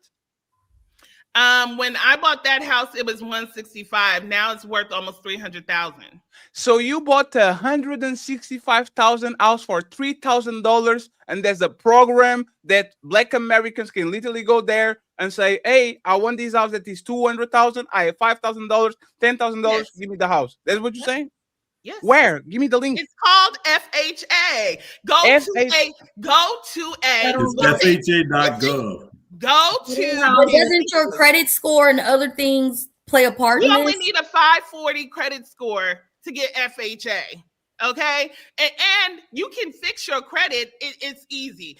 I had to get a few more points to get to 620 so I could get the interest rate. All you got to do is fix your credit cards to pay at a certain time. It is easy to fix credit. Credit is a game. We just don't know about it. This is another point of getting reparations. We have been locked out of financial literacy for so long until the internet came up and we can actually study. Now that is true, and that is a topic we need to cover about Blacks, American, the progeny of slaves being financially literate, and it's a divisive thing. It's not something that all Americans really. I do, Sheikah, I do want to get this super chat read, and then I want to hand it over to the host, the co-host, see if they want to, what they want to do with the mic. So pause. But also, Napah, you had like about 3 super chats. There's like, so read all of them because you had like about 3 of them, just so you know. Okay, thank you, Genesis. She's looking out for me. Don't okay, I really want to get this. I want to get this topic here, but I will get to a point where I read all of them. I wanted to get this sister's comment and then hand the mic over to the co-host. Wait, who said FBAs don't own homes? And I know you're gonna reply to this, Sheikah. Don't worry, or whoever, Yara, everybody. Okay. No, she's talking to me. I have few homes. Okay, she's talking to you. I have few homes plus land. My son owns his own. My siblings own their own homes without mortgage. Hell, a lot of people around me own their homes. And I just want to say she's FBA, our sister, Miss Pooh. Thank you for that $10 super chat. Fatty, this isn't one of the, so I'm interested in sure. Yes. Yeah. I never starved, so there's no starving people on the planet. What you talking about? Right? This is the logic. I am 6'2", so there's no short people in the planet. I'm literally on a. I love to sleep what I hear on the rain hit my window, so there's no homeless man because I have a place to live. Like, what the hell is this? Like, oh yeah, you wanted to brag about having houses and your brothers are having houses. Does that reflect the average person, even a white person, even a Latino person? Like, most people don't own shit. 50%, the bottom 50% of the population has a negative network. One billionaire alone has more network than 50% of the bottom of the population. And we are talking about people that because they made it, they think everybody did. But they are they are the ones that support Black Americans when they bring these type of I have it. So what are you talking about? Congratulations, lady. You got it.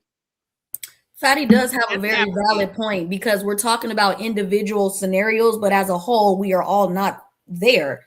Like what you guys are talking about, all of us as a community are not there. So I'm gonna let you reply to that, Sheikah, and then we're gonna get on. I want Yara to jump in here. Yara, why are you always about that smoke and you're so quiet on Stand on It? You know, by the way, everybody, I'm about to beat Yara on a debate on the 27th. It will be lit, and I will be able to bust one more pinata. Yara, I'm gonna let you know that you marinate on that, and while I move back to Sheikah and let her reply, and then we get to you and hear from you. Okay. All right, go ahead, Sheikah.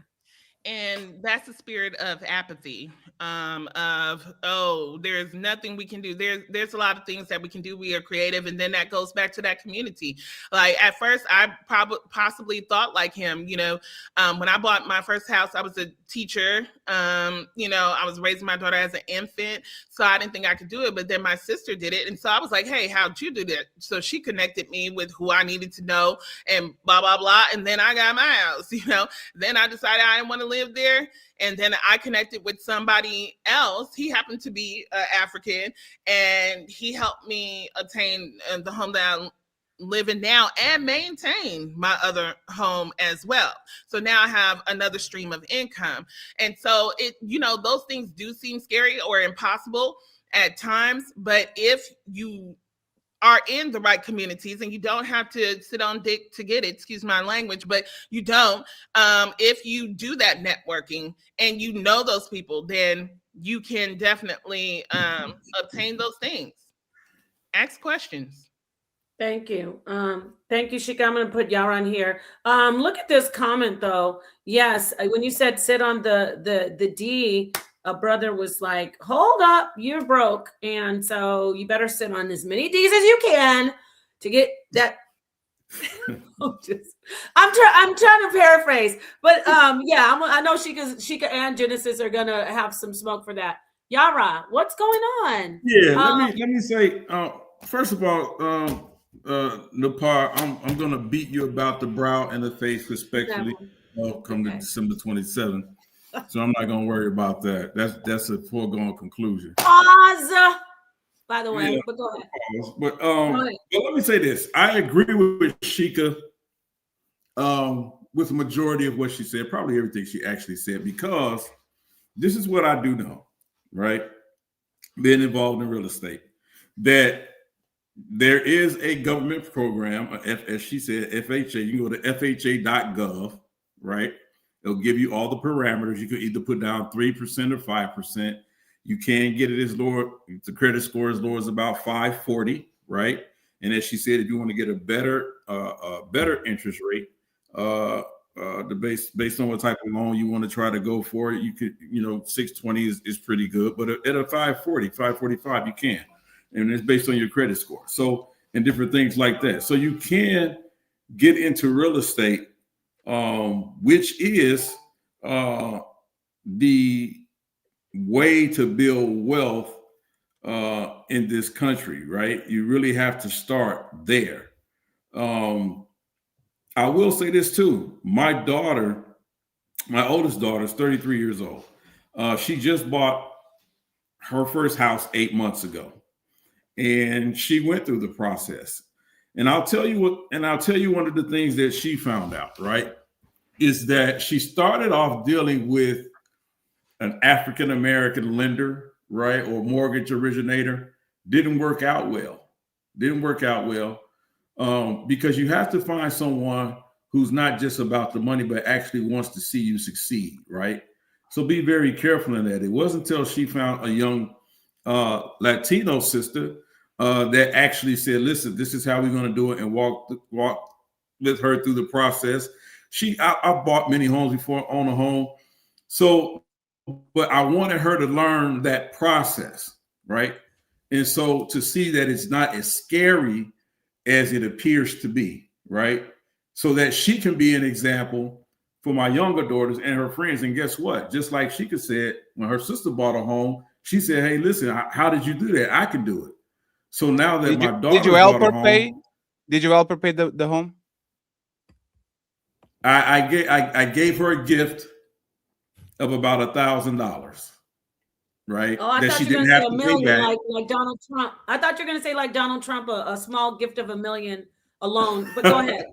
No, you 1,000. can't. You can't. Yeah, I mean, no. For a loan, they only allow you to give so much she can only have so much as a gift. Yes. So I she did it gave by her herself, right? $1,000 Kind as a of gift, like. but she saved majority of her money. But watch this. Before she got to that point, though, she went through. She had to sacrifice some things for herself. She couldn't go out as much.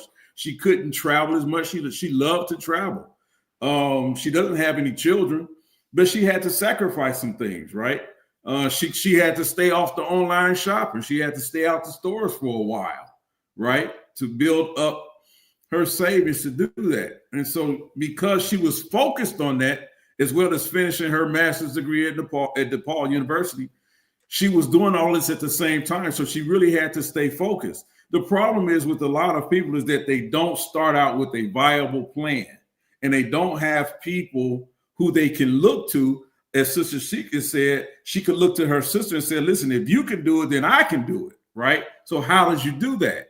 And and the best thing about what her sister did, like most Black folks, she didn't try to gatekeep the information from her sister. She wanted to see her sister improve. The problem we have in the Black community is we have too many people who try to gatekeep information, right? And so I don't want you to do what I'm doing. I don't want you to see how I'm doing what I'm doing. That's the wrong thing to do. And this is why, as a people, we can't elevate to a degree. Of course, there is a such thing as racism and white supremacy in this country. It exists, but they cannot argue or fight against you once you put yourself in a position to win their game. And that's what Sister Sheikah was talking about. We don't have, and Sister Napah was talking about, we don't have financial literacy as a people, right? We're still operating from things that happened to us during right after slavery with the Freedmen's Bank, right? With our, them not doing the proper things with our money. So we didn't trust banks. So Black folks started taking their money, and I'm paraphrasing this, there's a lot more to that. They start taking their money and shoving it in the mattress or putting it in the TV, like Uncle Pete, instead of putting it in an interest-bearing account or putting it in a CD or putting it in something that's going to compound your interest, because that's what they do. And guess what else that these white folks do? You know what they do? They take they once they build that credit, they put their children on their credit so their children can have credit before they even reach the age that they're even able to buy a home. So when their children are ready to buy a home, they already got an 800 credit score. You see? But we want to get all the flashy stuff. I get it. We want all the gold chains and diamonds and stuff like that. We want to do all that. That's our people, and it's okay to have those things, but we need to have those things and put those things in perspective, right? So we need to have more conversation and shows about financial literacy before we even get to arguing for reparations as foundational Black Americans. Because what you going to do with the money? So do you think it's just, I'm going to bring Genesis one, it has been waiting patiently. Do you think it's, so I'm going to bring her in right after you answer this, or anybody. Do you think it's just about reparations with this? Because I want to get back to the xenophobia, because for me, I know it's xenophobia. I mean, it's a pathetic type of xenophobia, because it's part of the program for self-hate. These are literally people who are the descendants of slaves hating people who are descendants of slaves. So, I mean, if somebody is in Europe and they're a descendant of a slave, I'm not going to say they're different from me, and I happen to be in North America and the United States. It's all fake. It's all fake. The coming on the same boat says Jamaicans, Brazilians, like literally came from the same boat, same uncle, same family. It's all fake. You know why it's all fake, Napah? If I send you 100 euros, are you going to send it back because I'm black? I'm a Black Portuguese. No, right? No. If I say, hey, Melanin, let's open a store. I love you. I appreciate you. You did a lot for us. Let's go ahead and open a TikTok store. You get 80%. Like, are you going to say no, Fatty? Because the conversion rate from dollar to euro is not like, this is fake. Everything is fake. like people are, if Black Americans get reparations, every Black people around the world for the most part is going to be happy for y'all. Nobody's gonna say boo. Like, this is fake.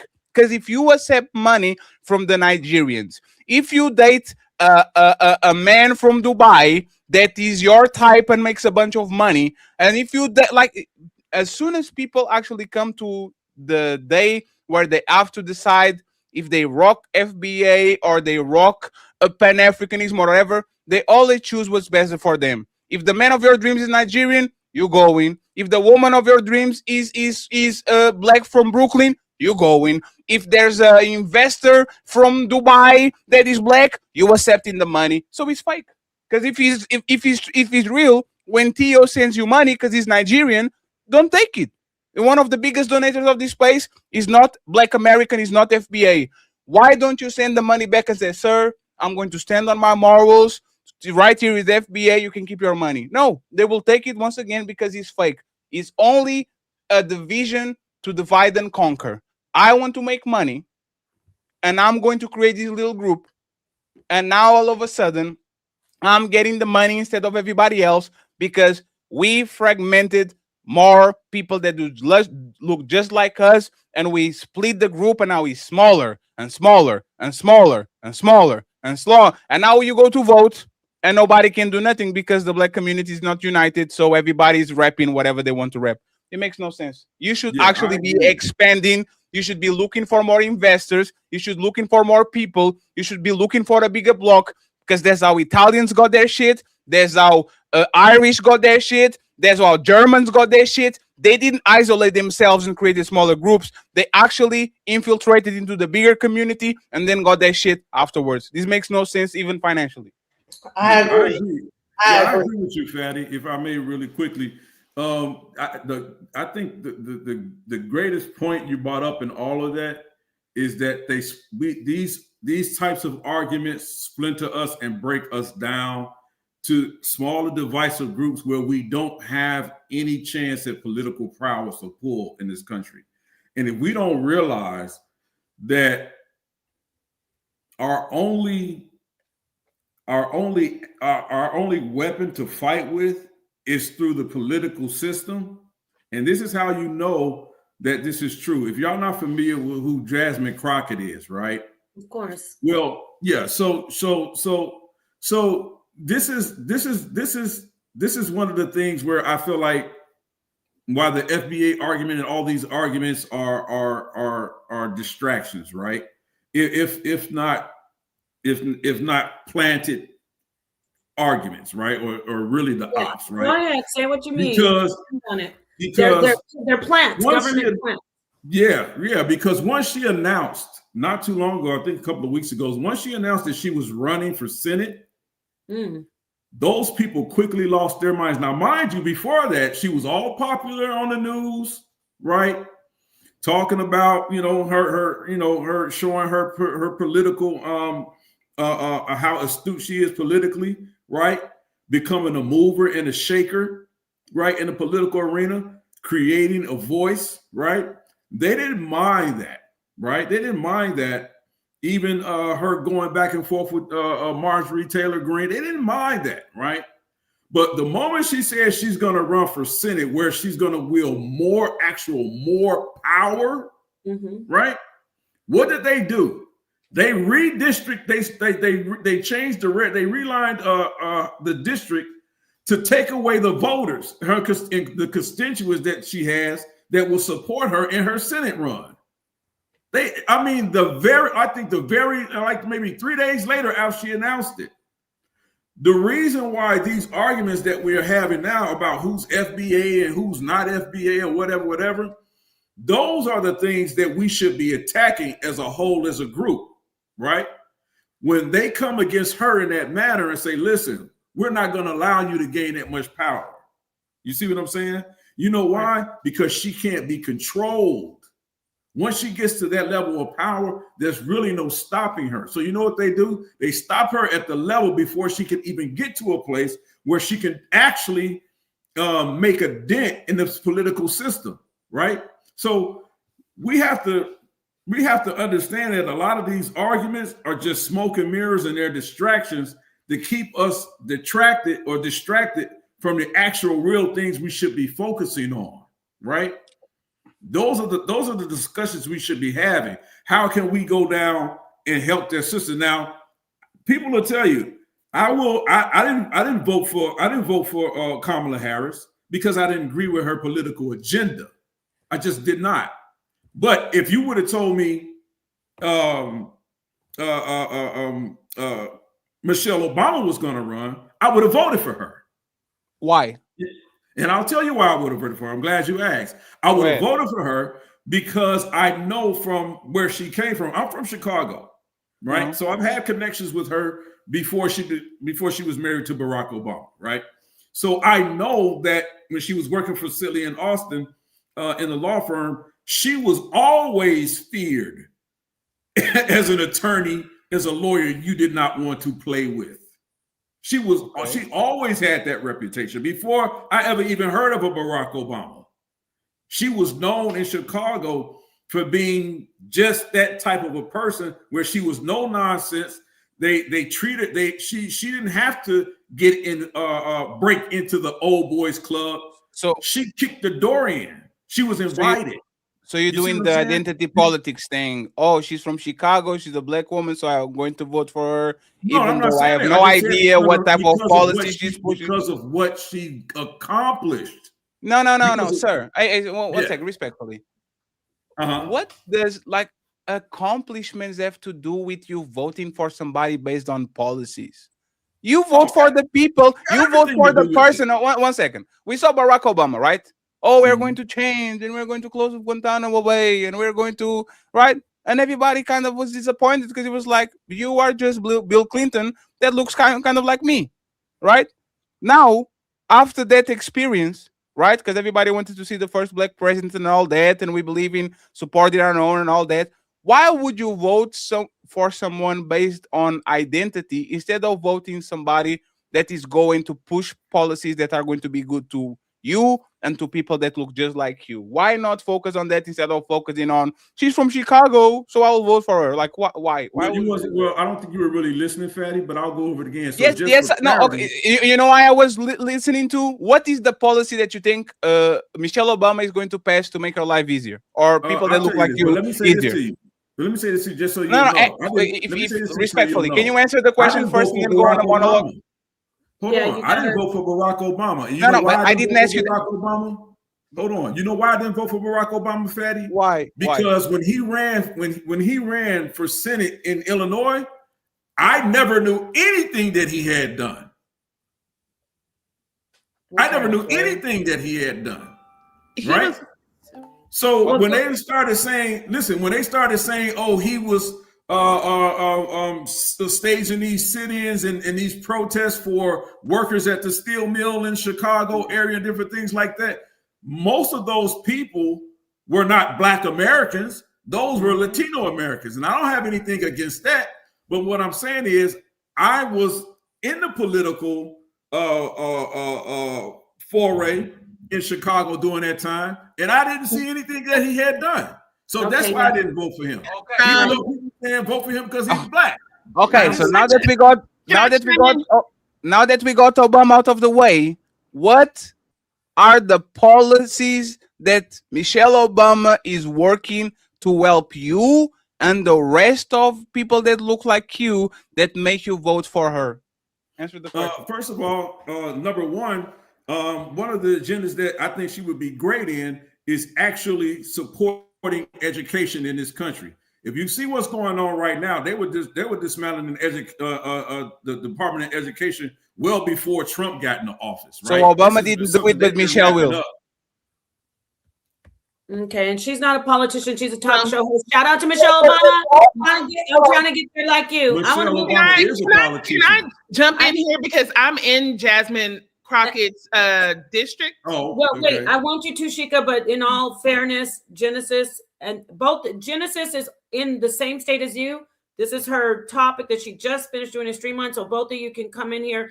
I do want her to get her point out about she's still back on where she wants to define xenophobia. So maybe that'll draw us back to the initial topic, and then both of you can talk about Jasmine Crockett. Go ahead, Genesis. Thanks for waiting. Right. So I just want the reason why I wanted to say like xenophobia versus like patriotism, right?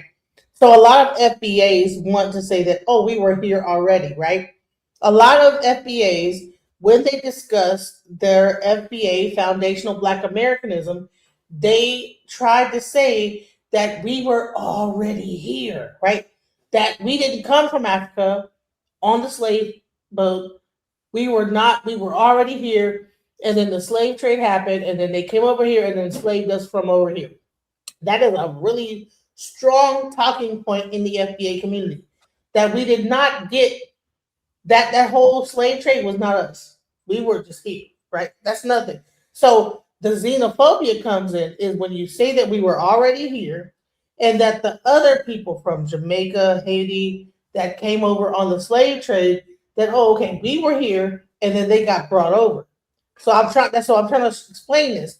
Is that, and so therefore, when they have this whole tether argument, when you bring up this whole African, Black, Indian like argument, that we were a certain people in America, and that the people from Haiti, Jamaica, all these things, Barbados, that they were people brought over from Africa. Well, guess what? They're not the same people as us. They're not the same group of people like us. So that's the xenophobia. There's the xenophobia. Now I'm gonna jump into. So that's why I want to and so when you say that we were already here, and so that's where the patriotism. Oh no, we're patriots, and then they'll say that that's not xenophobia because that we're not the same people as the people that came over on the slave boats. That's what I wanted to get to. Let me go into Jasmine Crockett. Now, I think that people have a big misunderstanding about what's going on in Texas, just even across the board, but especially Texas when it comes to education. Texas has $1 billion surplus. $1 billion, I'm sorry, like $20 billion, $20 billion surplus. They're just holding on to money. And what they're doing is that they are giving $10,000 to private schools and people that homeschool. So what does that do? That takes away money from the public school system that is suffering.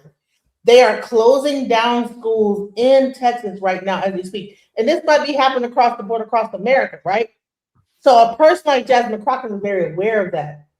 But, what they'll say is, oh, well, we looked at her website and we didn't see her talking points of what she is going to do about this.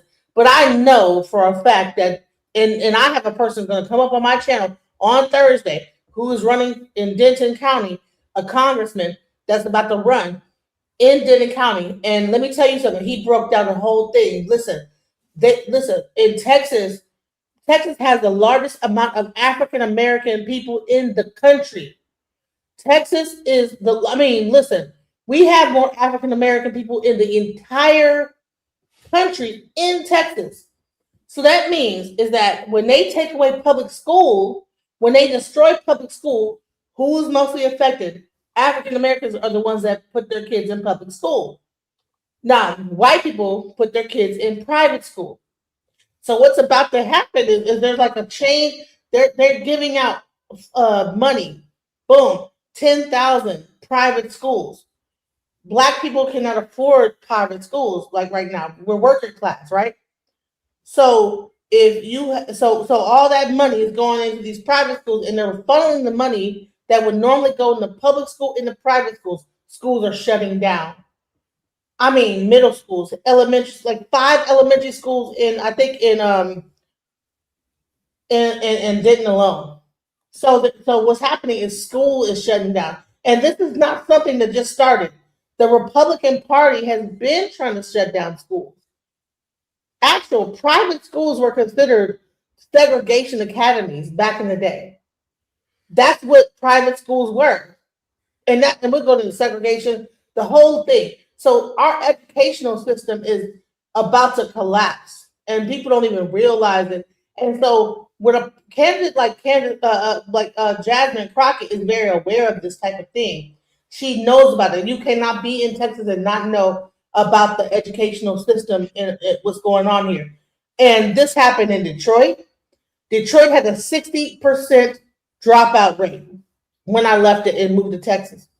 Texas has one of the highest graduation rates when I moved here. Now they are just shutting down schools left and right. So what I'm trying to explain to you guys is that what was at risk right here when people want to talk about Jasmine Crockett running for Senate is, even though the other guy is a school teacher, this, that, the other, I believe that she is going to understand about the Black school person that a mother that is bringing her kids to school. You know, everyone is not able to homeschool their kids. But I'm gonna let. But you know what? I'm gonna let her talk. And just a quick search show that senators can change laws to defund public schools to send it to private school or homeschool. So you're lying again. No, I'm not. You just be lying. You just be lying. You just be lying. You just be saying lies. You just lying. Damn! You don't know what you're talking about, do you? Sir? No. You don't know what you're talking about. No, stop it. No. That could be toward anybody. That could be toward you or no. He say a senator can't. No, listen. There is listen. I'm gonna let a senator. Go ahead. Is a senator a lawmaker? Come on, Genesis, get your stats. I'm trying to explain to you. No, I'm asking you. No, you already explained. I was listening for 7 minutes. Is a senator a lawmaker, Genesis? Yes. Go ahead, Genesis. So a senator is a lawmaker on the federal level, but we're also talking about influence here. Okay. The reason why. Influence. Wait, hold on. Yes, because there is leadership through influence. You might want to study that. But I will say this, that the reason why, I'm sorry, my dog's playing with her toys. The reason why the redistricting and Yara and everybody else who didn't vote, okay, for Kamala, right? What you did is the redistricting was happening before Jasmine announced her run. That is the reason why she's running. This summer, our Democratic House representatives left Texas and went to like Chicago and New York and stuff and wouldn't come back because they didn't want to vote for that because it's based on race, okay? And that push comes from where? From Donald Trump. He told all these people, I'm not going to support you in your races if you do not redistrict and gain me more seats. So when you didn't vote, okay, you took away her voting district's power. That's my voting district, okay? So Eddie Bernice Johnson had that seat before for years. Jasmine Crockett was set up to be there for years because nobody was going to take her out because she was the best replacement for Eddie Bernice Johnson. Now, because they've done the redistricting, she has to now run for Senate. She's running against Conyers, which she has a good chance of winning because Conyers is not a favorite. Isn't she running for Senate because she can't run again on the place that she's right now? Well, it's taken away some of her power. So she said, okay, well, then I'll go for Senate. And who's running for her seat is Dr. Freddie Haynes. Just to make sure, can she reapply to the role that she has right now? No, right? She can. Okay, she can. And that's why Dr. Freddie Haynes is running for her seat. Keep in mind, Dr. Freddie Haynes is like a big pastor in here. They're very close friends. So therefore, that is how they're playing it. She's running for Senate. He's running for her seat. That falls back. She can come back. So those are things that they're working out amongst each other. But because we didn't vote, and because we said Kamala wasn't thing, they're doing what Donald Trump, and this is how federal governing affects everybody at the local level. So you are telling me that the senator that passes laws federally for the whole country is going to be able to change the structure of the educational system on a state level? They have the influence, yes, in Texas. No, They no. do. I don't know where- Everybody, Barack Obama has the influence, and he doesn't hold the political office. He can make some calls, right? Like every person of power, Donald Trump Jr. has Every party influence, would have right? So you are once again. Like, I want to be power. very clear because this was what Genesis was saying, and she was just talking. You are telling me that Jasmine Crockett, that I is know. going to be a senator and is going to represent Texas on a federal level, not on a state level, can literally change the educational system in Texas when she's elected for a place that is literally federal and is not statewide. Absolutely. What is one second, please? What does influence means? What can she actually do? Like, I'll do a phone call and a pie is going to change the thumbnail, right? There's a call to action. I have access. If she agrees or not is a different thing, but she's going to change the thumbnail, right? What can a senator, a federal senator, do to change local law in their state? Please explain it to me. Okay, so it doesn't necessarily have to be local law because local law has to follow what? Federal law. So she has enough influence in Washington where she can rally and get people together to say, make this illegal. And Texas will have to vote comply. on it.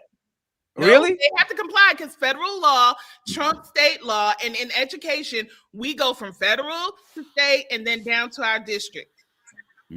I have to follow federal law. It doesn't matter if Governor Abbott doesn't agree with it.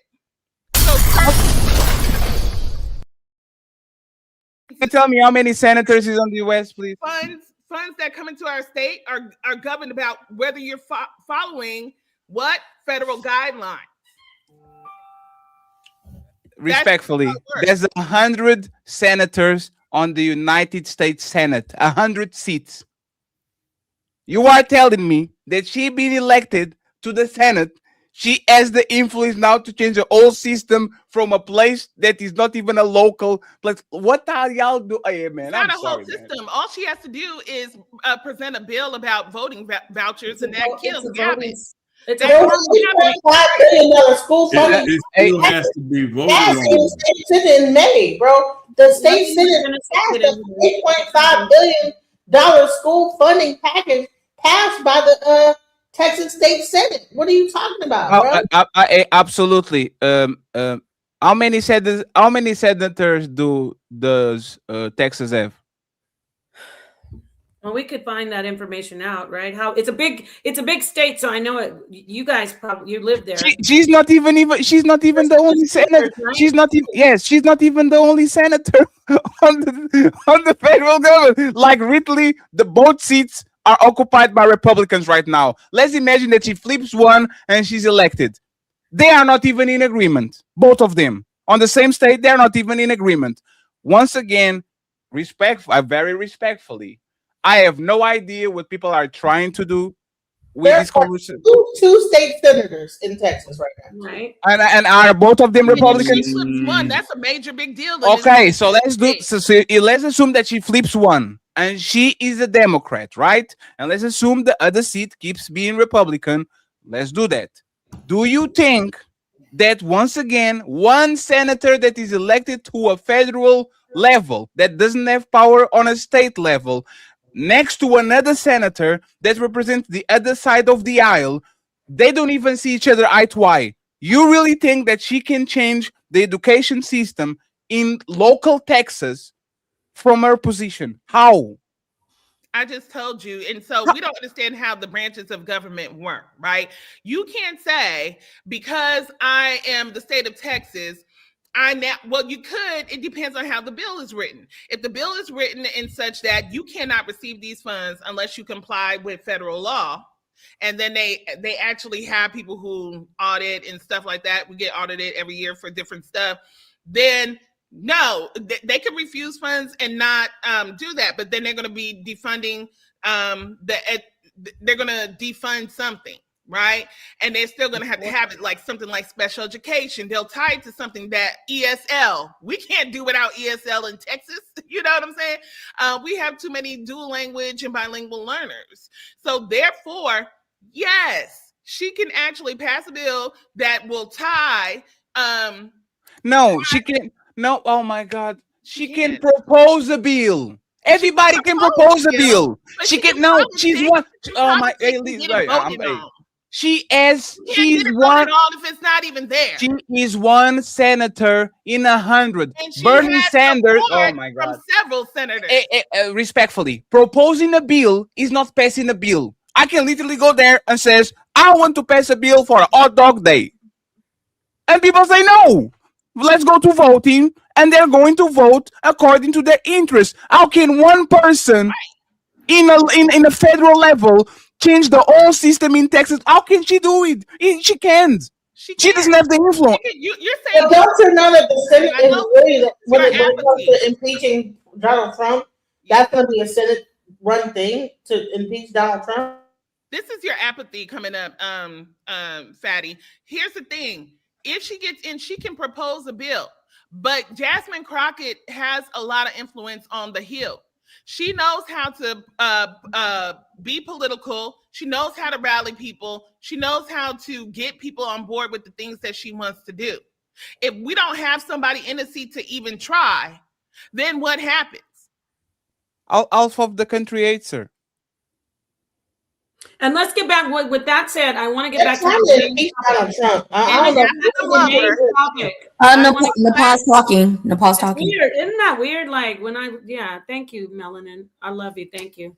And I love all of you. I love all of you in the audience too. Don't forget to hit the like button, share everybody's channel, subscribe to everybody who's participating, especially my wonderful co-host Fatty, Empire, Melanin Legacy. I asked my mod to drop your link. So now, let's get back to the FBA. Is she FBA? I'm going to bring Genesis in because she's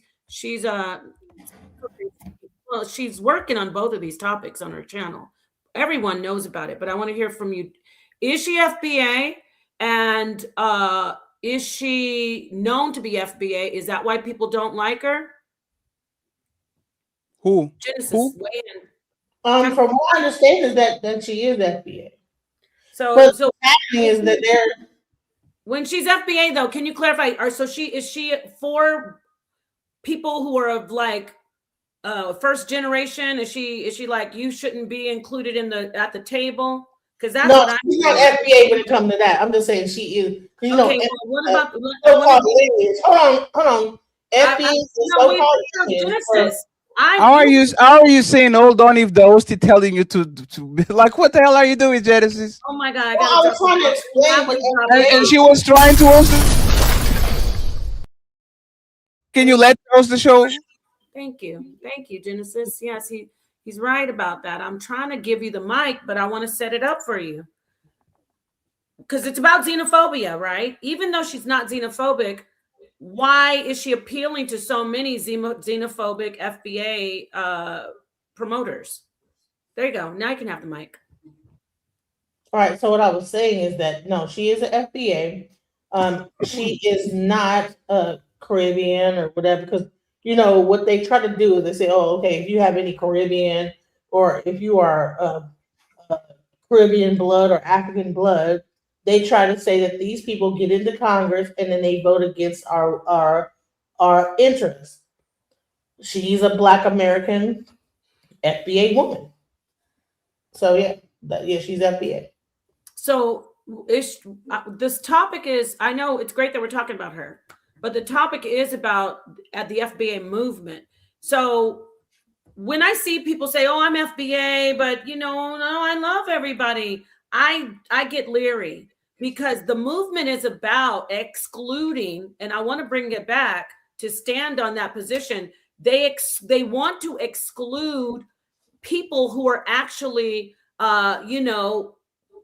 Americans, Black Americans, and I'm meaning people who come from other lands, other countries, but they become Americans, and they even want to exclude people who have suffered in their lineage, in their ancestry, suffered the exploitation and the human trafficking, which is known as the transatlantic slave trade. They want to exclude that. So I get it where she's like, "Oh, I'm a good, a good witch, bad witch. I'm a good FBA." is she going to one day say, hey, you know, sorry, my voter base is FBA, so sorry to anyone who's second generation or any new person who just came over here and you're black, like you were saying about the Somalians, which you said they're Arabs. Is she, let me forget about her. Is FBA happy about her because they know she can be used to be xenophobic and to discriminate against actual black people? No, let me tell you this, is that because majority of people that I speak of that talk about FBA are Republican, and she's Democrat. They call her a Democratic shield. Anyone that is far left or Democrat goes against the Republican FBA mindset. So therefore, FBA is against Democratic like stuff. You know what I'm saying? So What? maybe yeah. Isn't FBA based on the place of birth in your lineage? No, No, so one second. So you are telling me that if there's a FBA that is Democrat, Tariq Nasheed and all the people are not going to push for that person to get reparations? Democratic shield. There's a No, Democratic. please, that was not the question. You are telling me that if the government all of a sudden decides to get reparations, the FBA people are going to be against Democrat FBAs getting their reparations. That's what you're saying? That's not what I'm saying. What I'm saying is that when the FBAs discuss FBA, there is a clear delineation from, they call them coons. Okay, or you are a coon if you are, or you are a Democratic shield. See, when Tariq Nasheed was supporting Trump. Okay, when Trump was running for president, he was trying to get a interview with Trump, but he decided to go with Joe Rogan at the time instead of going with Tariq Nasheed because Tariq Nasheed was Trump. Yes, Tariq Nasheed during the whole when the whole Trump thing was going on, the elections were going on, he was behind Trump against Kamala. He was, and then all Democrats are Democratic shills. Yeah, I mean, I don't know if you like go back. Even yourself, it sounds like you're unsure of what you're saying. No, I'm trying to tell you. If you go back, I wish you could go back and listen to the lives he did. Yeah, Democrats. No. They're going off of like the thing that the earlier Black Americans were not Democrats; they were Republican. That's history, right? We were not Democrats; we were Republican. So then they got back to that original thing and said, okay, we're going to be Republican. And so everything that he focused on was Republican, including voting for Donald Trump. He was trying to get a whole interview with Donald Trump. And the guy, it was an albino dude. He actually went to jail, but he was actually a very well-known a guy in the movement or whatever. But he ended up going to jail. Was trying to get him an interview with Donald Trump. And like he was about to get it, but he went to Joe Rogan instead. There was a whole thing in back. This is around the same time that California was going for reparations, and then that whole thing got messed around by the and that's why he said that all the what's it called, like the what are the people that like damn, what's it called? I just lost my mind. Yeah, it's called Shut Up, Fatty. No, hold on. What is it? All the Black Congressional the Black Caucus of California. At the same time this was happening, the Black Caucus, the California had deaded the whole Reparations Act in California. Right? It was the Black Caucus. He blamed it on the fact that the majority of the Black Caucus were Democrats, and they were also Caribbean and of Caribbean ancestry. He was saying that the whole Black Caucus, all these Black Congress people in the Black Caucus were Caribbean, and they are tethers, and that the tethers get into Congress and work against our best interests in Congress. This is the whole argument of going against the Caribbeans, because when Caribbeans get into office, they go against FBA best interests. That's the whole argument right there.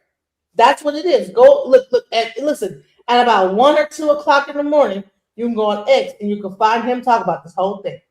So let me just ask you a question. So getting back to the topic, right there, they focus on actual Black people and they check and see if their background is Caribbean. Yes. And then they say, "Oh, that see, we this is why." It's like they're shifting the focus of being prejudiced, and I'm not even going to call racist because at least when they do it with the descendants of slave traders, they have a bone to pick. But when they start focusing on people who actually have the same plight and the same ancestry, just different culture, that's the xenophobia. Because I'm going back, like I said in the show, you have to stand on it. You said, right, that it is xenophobia. It is xenophobia, yes, 100%. That's why I was trying to explain to you the difference between patriotism, because they would say it's patriotism. They'll say, "Oh, it's because we were here before. We were already here." But then it's like you'll go around and say, "Oh, okay, well, no, we have no connection to a Jamaican or a Haitian." But even though these Black Americans because Jamaica, make no mistake, is a part of America, North America. Like that the slave trade, some of them came to America. They'll say, "No, we were here. We were the Indians," and all this is crazy stuff. That's pretending, right? But then they'll be like, "Oh, okay, well the Caribbeans will come into American government and work against Black American interests, and so therefore they shouldn't. If we get reparations, they don't deserve the reparations because this is it's a bunch What? of No, hey, stop. Nobody, Tether or FBA is running on reparations. Nobody. No, but like, no, stop. Respectfully. No, stop. ADOS movement by hold on, there's a thing called the ADOS. Hold on. Who cares? Like, respectfully, who cares? Hey, tell me the name of the senator or whatever that is running on reparations. Or that raise reparations on their policies, Genesis. So you have 5 seconds before you go to ChatGPT.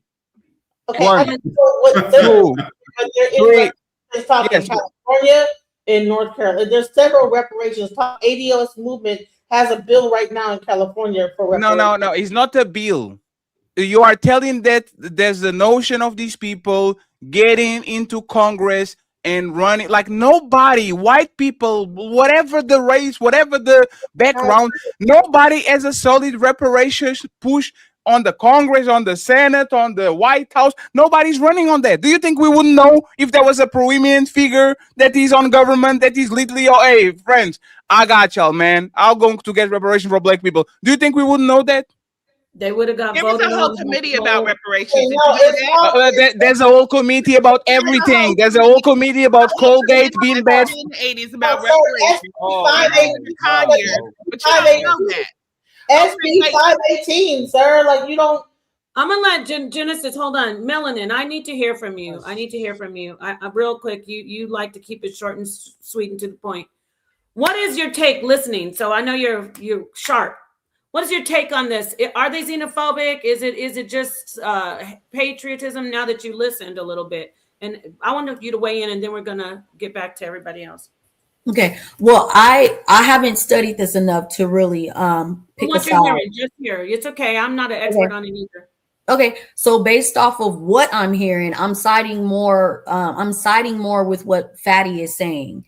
For me, Genesis is not like hitting the points and landing it. It seems like you're all over the place, so I can't really follow what you're saying. So I'm siding more with right in the fence. Thank you. Yeah, I'm siding with more of what Fatty is saying. Okay, thank you. Because we're going to be wrapping it up soon. I want to hear from get a little bit from my co-host Genesis. My co-host Melanin. Genesis is you on my mind. No. Now she's the co-host. Congratulations, you got promoted. This is my.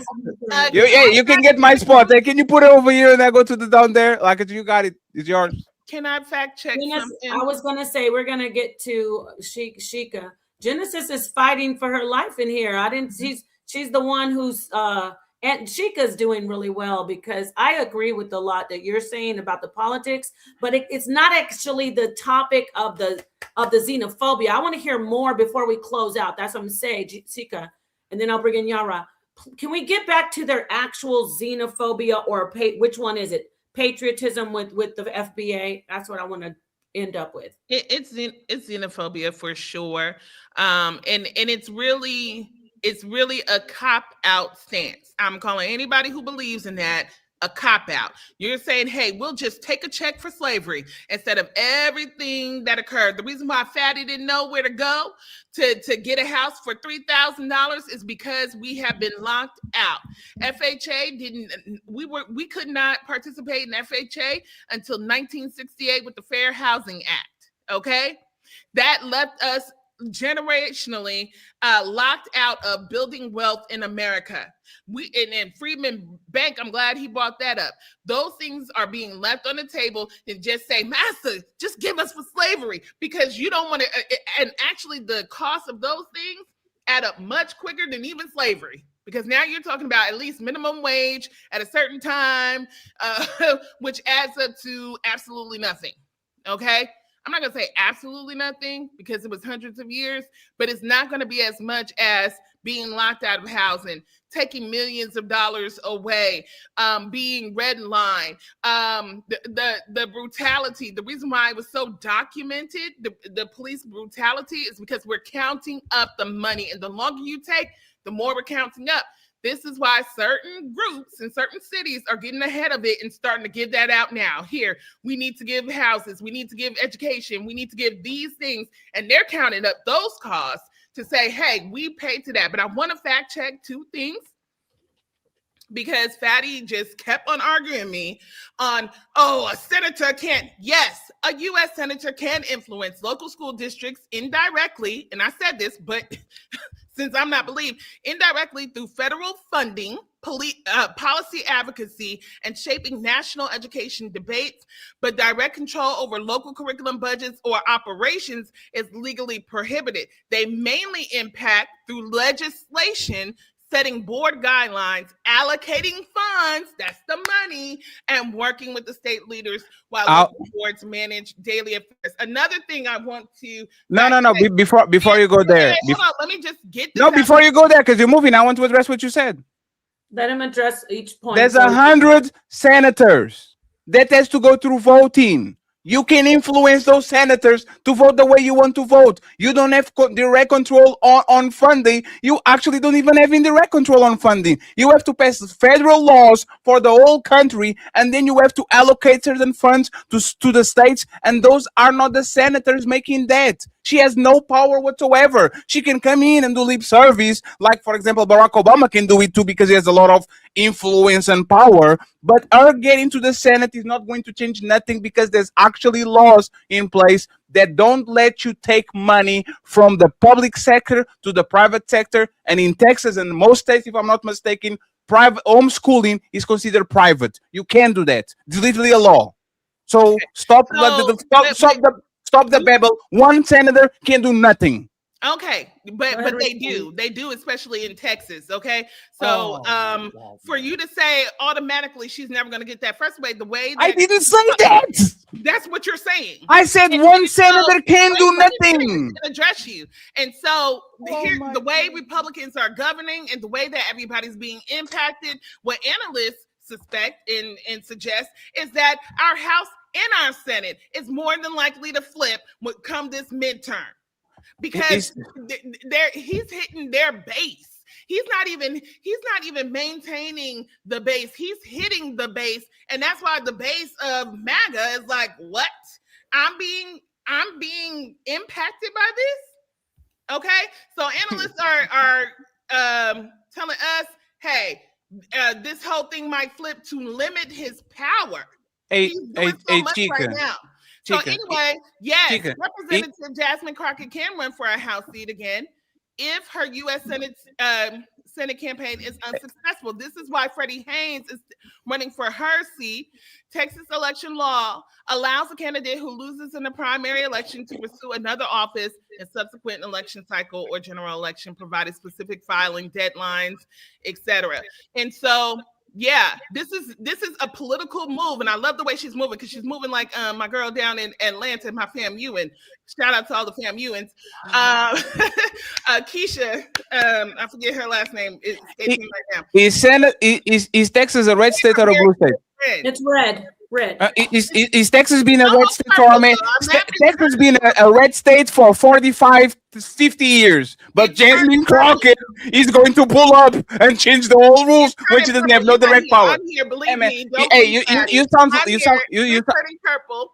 And anyway, you sound like a Stan. You sound like a Stan. Real quick, Sheikah, give me 1 second. I'm gonna just come in. Speaking of purple, thank you so much for tuning in here. We're going to be closing out soon. I'm going to just do a couple things at the end, but I want to let this be your closeout. And then I'm going to ask my co-host who actually stood on it through the whole show. We're going to choose who stood on it. Sheikah, you close out. We'll go to Genesis. And then last but not least, my brother Yara. Go ahead, Sheikah, close out. Stand on it. Okay. Stand on everything. So again, ADOS, FBA, whatever reinventions of this is a stupid move. It's a move that leaves so much money on the table. It does not recognize all the struggles post-slavery, and economics have actually calculated that in order to be Black in America, you're paying $200,000 extra just because you're Black, just because of all the things you go through, just because you're Black. So we can count the money, okay? And it is a lazy position for you to sit up there and say, oh, Massa, we just going back to slavery. I would rather take a more strategic approach that includes every Black person born on this soil, okay? Born on this soil's disenfranchisement, lack of literacy, lack of financial literacy, and locking out of positions, colleges, all this other stuff into account, and let's monetize that. But as far as Jasmine Crockett thing, her and Freddie Haynes are very close friends. This is a strategic move that even Stevie Wonder could see, and I'm glad that they're working together. Together, we rock. Just to make sure, so you are against reparations, right? That's what she's. No, I'm not against reparations. I'm saying. What about Massa? Give me. So you were saying that if you are in favor? You always twisting my words. You don't listen worth a damn. And I'm sorry, I have to say it that way because I said stopping at slavery is the problem. Stopping at slavery is the problem. I'm defeated. No, Fatty, I knew you would. I knew you and Sheikah would get along so well. I actually like her because she has, and like Genesis, she actually has strong opinions. I actually love her. I want to love her. I knew you would love Sheikah. I'm telling you, she's going to be seeing you much more often than you know. I appreciate Sheikah joining. She is one of the original sisters from my show, Sister Sit Down, Melanin, Sheikah. And Sheikah was always on the one. Sheikah used to be busting our heads open, right, Melanin? We used to be like. Since forever. Yes. So we love all Sheikah. All in love, y'all. I just want to be educated and know. Thank you so much, Sheikah. I love you for being here. You know, you're a real friend. Yara, because we're at the end of this, we're going to still, it's friends offline, but on here, if you didn't stand on it, we're going to try to drag you by soul. I have a question real quick, Napah. Are the super chats on other people's streaming going to be read? Oh, I can. Yeah. You want me to read yours? Absolutely. Okay, I gotta go in there. Oh my gosh. I can't read it. Read them. Can you read them? You can. Yes, absolutely. Thank you, JM, for the 2 memberships. I appreciate you. Thank you very much, Theo, for the 5 memberships. Thank you. Theo comes back and says, what is the FBA's goal? It is the delineation and the end of reparations, or is there more? We have Theo back again saying, honestly, most Africans are not worried about reparations from the US, and the ones that do speak on it, it would say is like a 75 to 25% split that agree with Black Americans should get reparations. Then we have NPC saying, congratulations, you are nominated for the Audience Choice to 2025 NPC Panel vs. Live Streamer of the Year. Voting ends 23rd of December. So feel free to share it on your channel or Discord to support yourself. Thank you very Is much. that for Peace you, and love. Patty? Yes. Congratulations. Yes, and it was the white people that nominate me. So thank you, Massa. Twisted Pup, 5 YouTube memberships. Thank you very much, my brother. I appreciate you. We have it's Theo. So it's not having financial literacy equal to leaving money on the table. And what does that have to do with FBA? And then we have Carl Anderson saying the housing market is a lot different than it was 5 years to 10 years ago, with high interest rates and insurance costs climbing faster than wages, leaving many waiting for prices and rates to come down. We have Shadow Dragon TV with another membership. We have HTO saying it's to be petty, Black Caribbeans and ones from the South Americas are technically foundational Black Americans too. LOL. Then we have Shadow Dragon TV with 2 memberships. I appreciate it. Thank you very much. And finally, we have Theo saying Dallas, Austin, San Antonio, and Houston may be blue, but Texas is red. And friends, if you can find me several houses for $3,000, I will be a real estate mogul next month. Okay, starting January 1st, I'm going to buy out all the houses. If it's $3,000, I have some 10 on me that I can actually facilitate. So go ahead and go get your mother mansion. Fatty and the Untouchables are subsidizing that. 3,000. We're ready to go. You got it, brothers. Thank you. Right. With that said, Chica's not playing. She might actually be able to do that for you or help you do it. And speaking of who might be able to help you, Yara also is very well versed in that. So Yara, I'm gonna go ahead and hand the mic to you. I want to say thank you so much for being here. Y'all, before Yara takes the mic, I need to let you know that it's equal opportunity beatdowns over here. So over here, women can debate. Shout out to the HOK, Sonnetter. Shout out to Fatty and Untouchable Empire. Women can debate, and it's always a debate when you go on Ladies First with Fatty. So check that out. But back to Yara. Yara, I gotta let the people know that I will be whipping you like somebody who tried to break in my house and steal my children's last bit of food on December 27th at 7 p.m. Eastern Standard Time. And we will be debating. I'm trying to find the flyer. Here it is.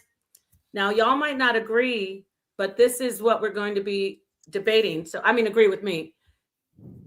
Does the Bible make concession for or mitigate for grape? Shika, you already know I've had this debate many times. So I want you to tune in as well. And so get your tickets.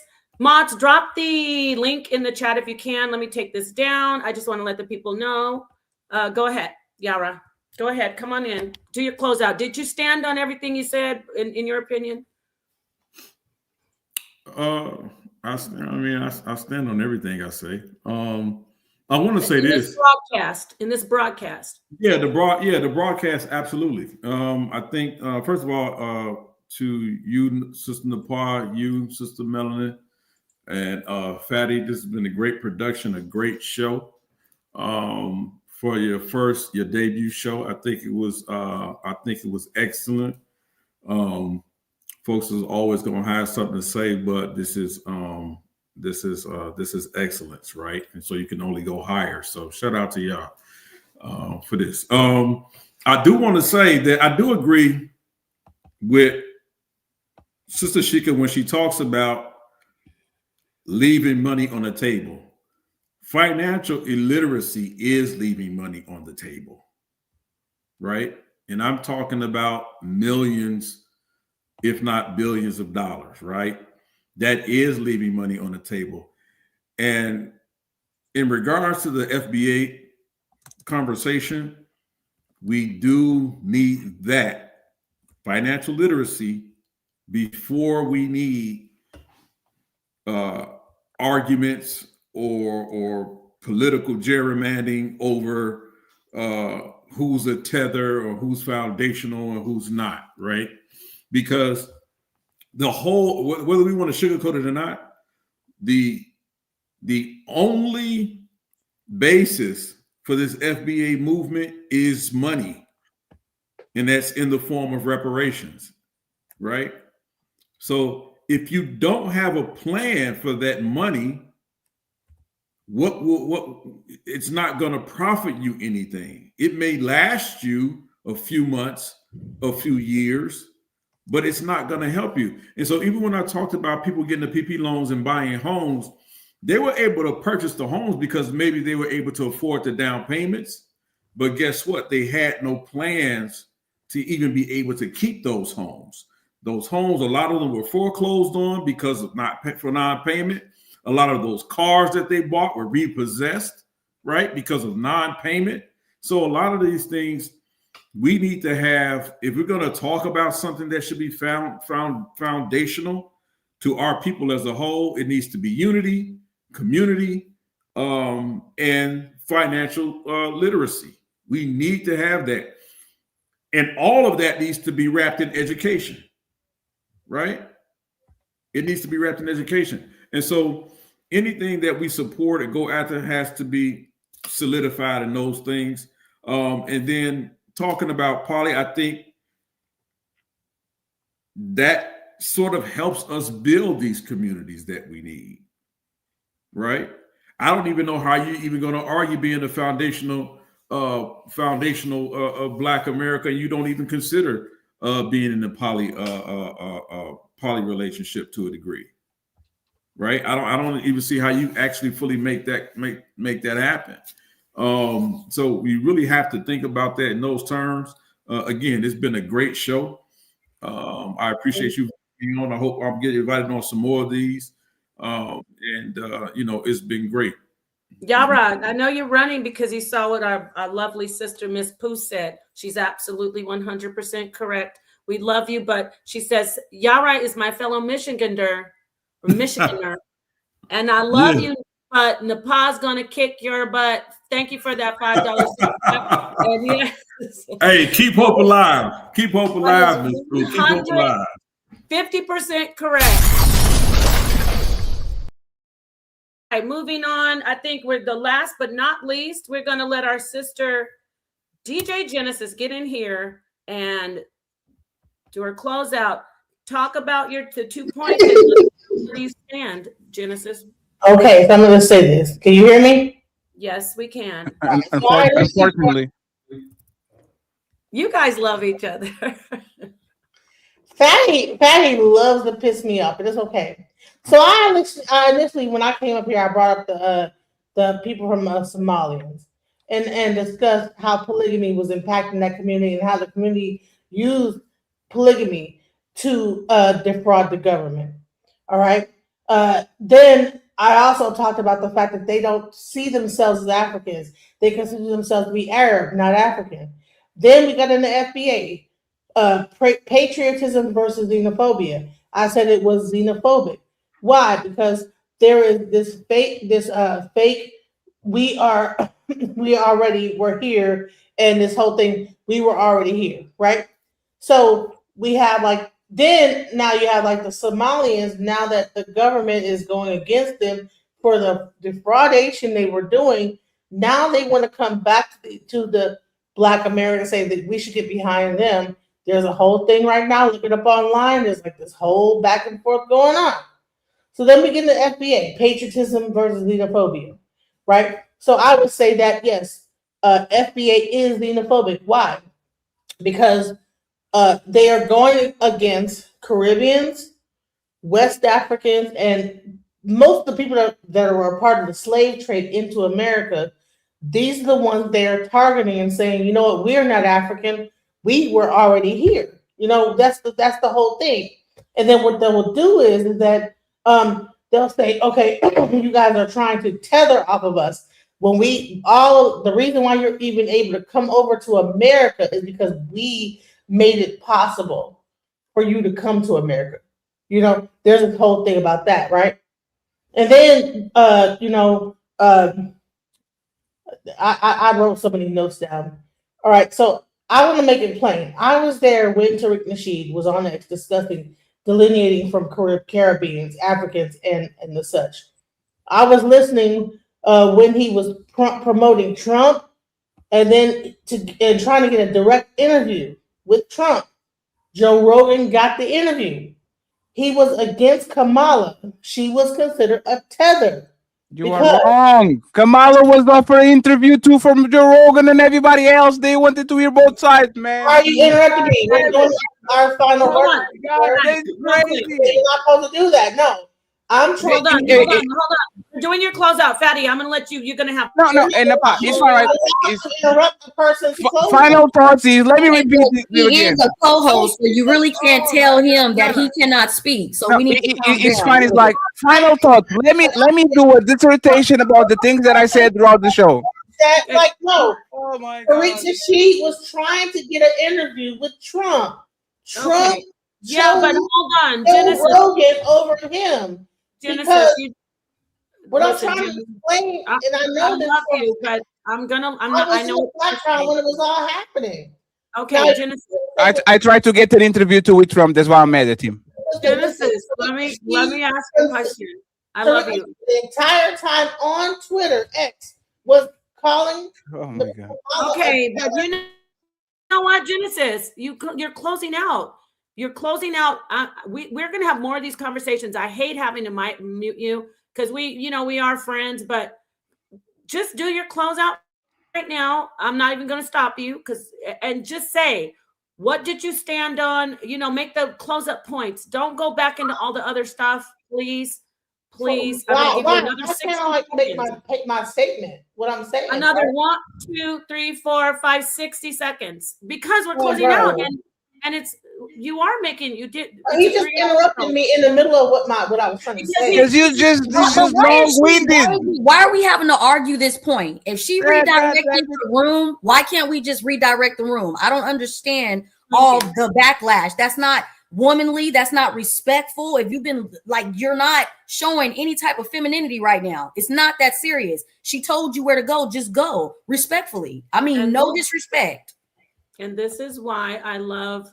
This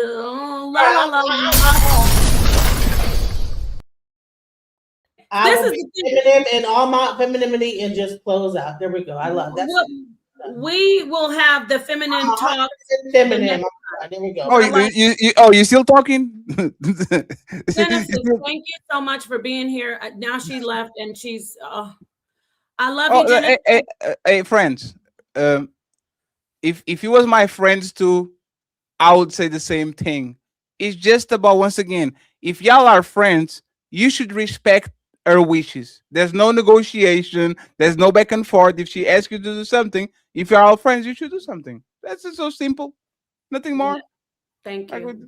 I just spoil her. I spoil her, and she don't know how to take the spoil. See, I spoil Melanin, and she gives me back rest. She reciprocates it. Some of them are just my badass spoiled friends. So I love you, Genesis. I'll see you next time. Don't get mad. All right. Now, she did leave, so technically I should remove her from the poll, but I'm going to go to Fatty, and then I'll go to Melanin. Fatty, who stood on it? Who stood on it for the whole show? To be or not to be, there's a question. I made some notes. Let me read this for 75 minutes before we go out.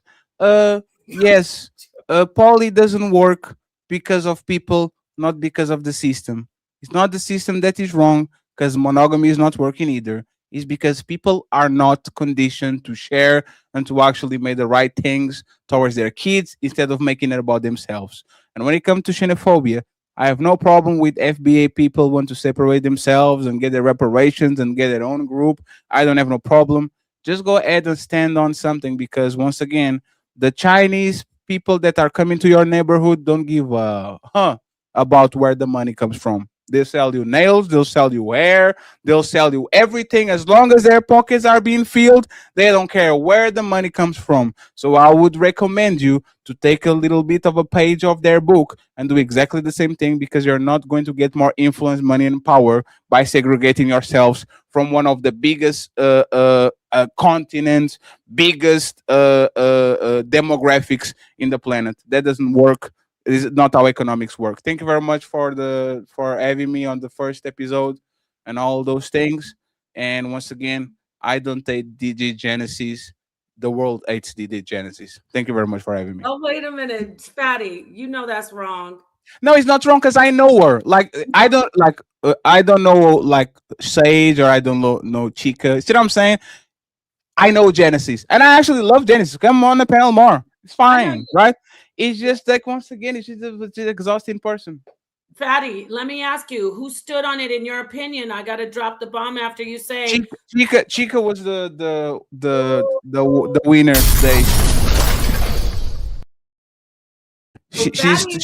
She stood on it. She stood on that Jasmine Crockett thingy, and she just rode the wave until the wheels fall off. So shout out to Chica. She stood on it.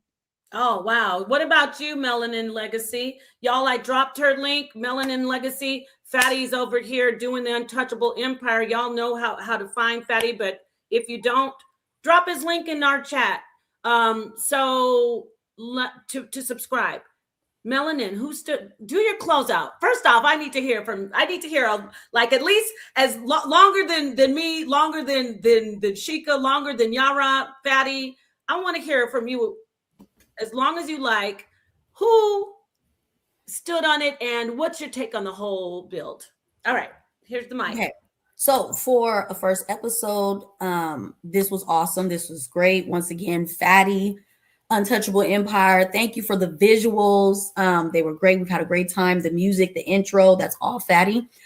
He does have the ladies first on Sundays. So ladies, if you do want to come over to the Untouchable Empire on Sundays, please hit up Fatty, because we always have seats available. But also Napah, Sonetter, shout out to the HOK. Appreciate being here. This is a lovely thing that we're starting, and I'm honored to be a part of it. So for me, coming in hot in the first place, for me, it would have to be Fatty. Fatty wasn't letting up on nobody. So for me, it would have to be first place Fatty. Between Sheikah and Yara, they're like neck and neck for me, because as a man, Yara held his, he stood on business. He stood on it. He stood in it. He's just a man, so he's not gonna be as like rah rah rah like as we're doing. So to me, they're equal, and I don't have any issue with Genesis. It's just you got to pick something and stay there. As a woman, I don't like being long-winded. You have to hit points when you speak. Make it matter. So it would have to be Fatty, and then Sheikah and Yara are next and neck, and then Genesis coming in last for me today. So I want you to stand on it. You gave Sheikah and Yara neck and neck. Fatty's he's up here with us, so we know he's standing on it. Yeah. And by the way, Napah, now that I thought about, I apologize to you, Genesis. I'm going to get you a Somalian husband. Thank you. Ooh, come on. There's my reparation stories, Napah. I'm going to get you reparations. Not Napah, DJ Genesis. We're going to get you a husband, okay? A Somalian husband, so you can stop with from Minnesota, okay? And she deserves a good Somalian or whatever husband. Yes. Genesis, shout out to you. Peace and love. Come back. You know you will. She has tough skin. They have history, y'all. Fatty's known Genesis, I think, before I knew Genesis, if I'm not mistaken. Melanin? She tried to fly me out, but that's confidential. You know what? You on timeout. Yes, Napah. What you wanted to ask me? Put him on timeout. Got no time for him right now. Oh God! Wait a minute. What? Hold up. Wait a minute. Something ain't right.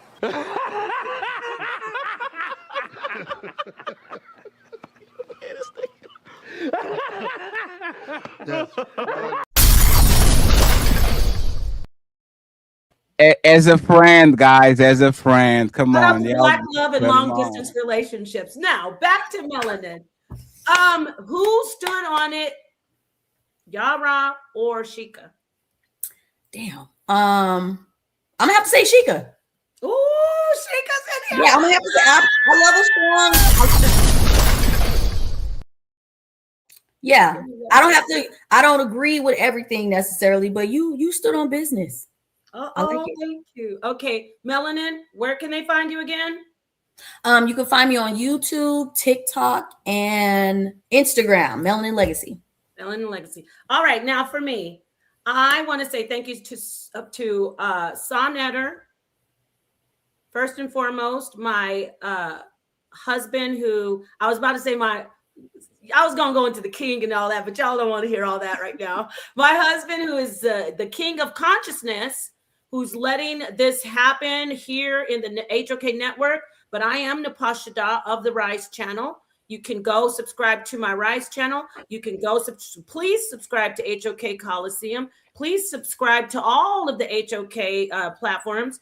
And of course, as we said before, subscribe to Fatty, The Untouchable Empire. This is a collaboration of inspiration and it's empirical, how do you say, it's paramount, put it that way. It's an important thing to show in our community. I mean it. I can be long-winded more than anybody because we can come together. Everybody wants to make it. Everybody wants to be up there doing their best.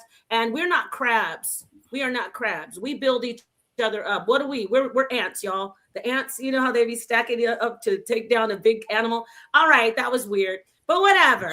Shout out to Melanin Legacy. I love you so much. Shout out to Sheikah and Yara Fatty. But I do want to say this, okay? Love me or hate me, I'm Napah Shadah, and I'm not going anywhere. So you might as well just love me. Yara, I thought you were really great with your points. You are like, you know my nickname for you, if you don't mind me saying, you're as stubborn and as mean as a junkyard dog. So you don't let go once you chomp on, you want to get your jaws clenched. But you were nowhere near Sheikah when it comes to getting in here and fighting for your life and standing on your position. Even you started to move kind of like, you know, waver here and there, you know, when you're getting those punches, just like you're going to get in December 27th, you started to feel it and you were up against the rope. So I love you, Yara, as a brother, but you did not stand on it. Sheikah 100% stood on it. Shows that Sheikah is who knows how to stand on business. So with that said, I would like for Fatty to close out, and then I'm going to put up I want to show you guys are cute, amazing, adorable. Look at this. This is what Fatty, he's really awesome with these. Amazing. Fatty. Hey, and I'm asking for permission to the boss man to produce in 2 weeks the show. Okay. I know he did the production today. I'll make sure the house is represented and y'all have every control and all those things. But I want to give people just a little bit of a change of pace, and you try it, and then y'all go back and get it. So thank you very much for facilitating this today. This was Napah idea. We kind of made it like everybody did their role and all that. And once again, thank you very much for pulling up. Sticks and stones may break my bones, but $3,000 houses will make me rich. So I am next, Miss Sheikah. And you better not run from us, Miss Sheikah. I want to see you in the next 2 weeks because I think you are a good sparring match. So appreciate you, Mr. Sage. Thank you very much. Thank you, Melanin. Thank you, Napah. DD Genesis, I love you. I miss you. Please forgive me. Team Fatty and the Untouchable signing out. You missed those after show back chats. I know what you're saying. All right, peace and love to the HOK, toughest environment to be in. Peace and love to the Untouchable Empire. Peace and love to everybody. And I'm going to close out with Yara. Should I show the flyer again, or are you tired of it? Yeah, you can show it. Show it again. Are you sure? I feel bad after I talk about. Absolutely. Go ahead. You can show it. Miss your obituary. I'm going to play this awesome song that Fatty did. This is my favorite one. I'm going to keep playing the one I love. All right. Peace, everybody. Let me show the flyer as we go out. Close out. Peace and love. Shout out to the darkest minds of the light.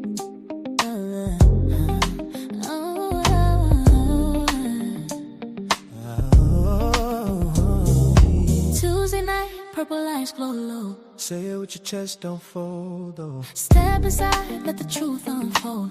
If you say it once, you gotta hold. No scripts, no safe replies. Truth hit hard, no alibi. Say it clean, say it plain.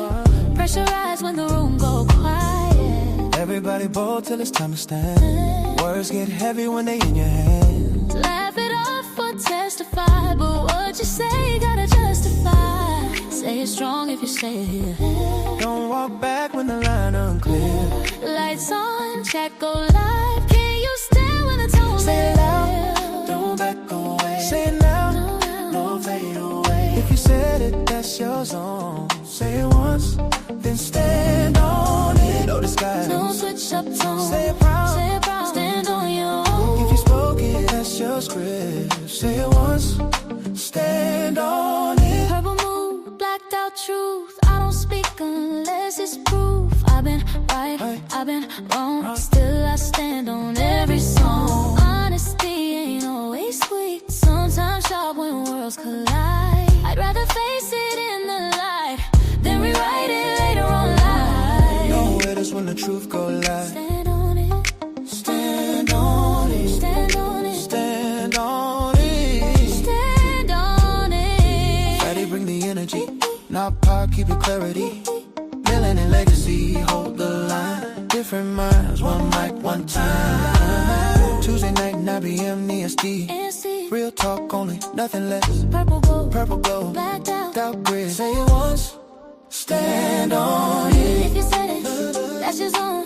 Say it proud, stand on it. No backpetal, no counterfeit. You said it, stand on it. If you said it, that's your zone. Say it proud, stand on it. no backpetal, no counterfeit. You said it, stand on it.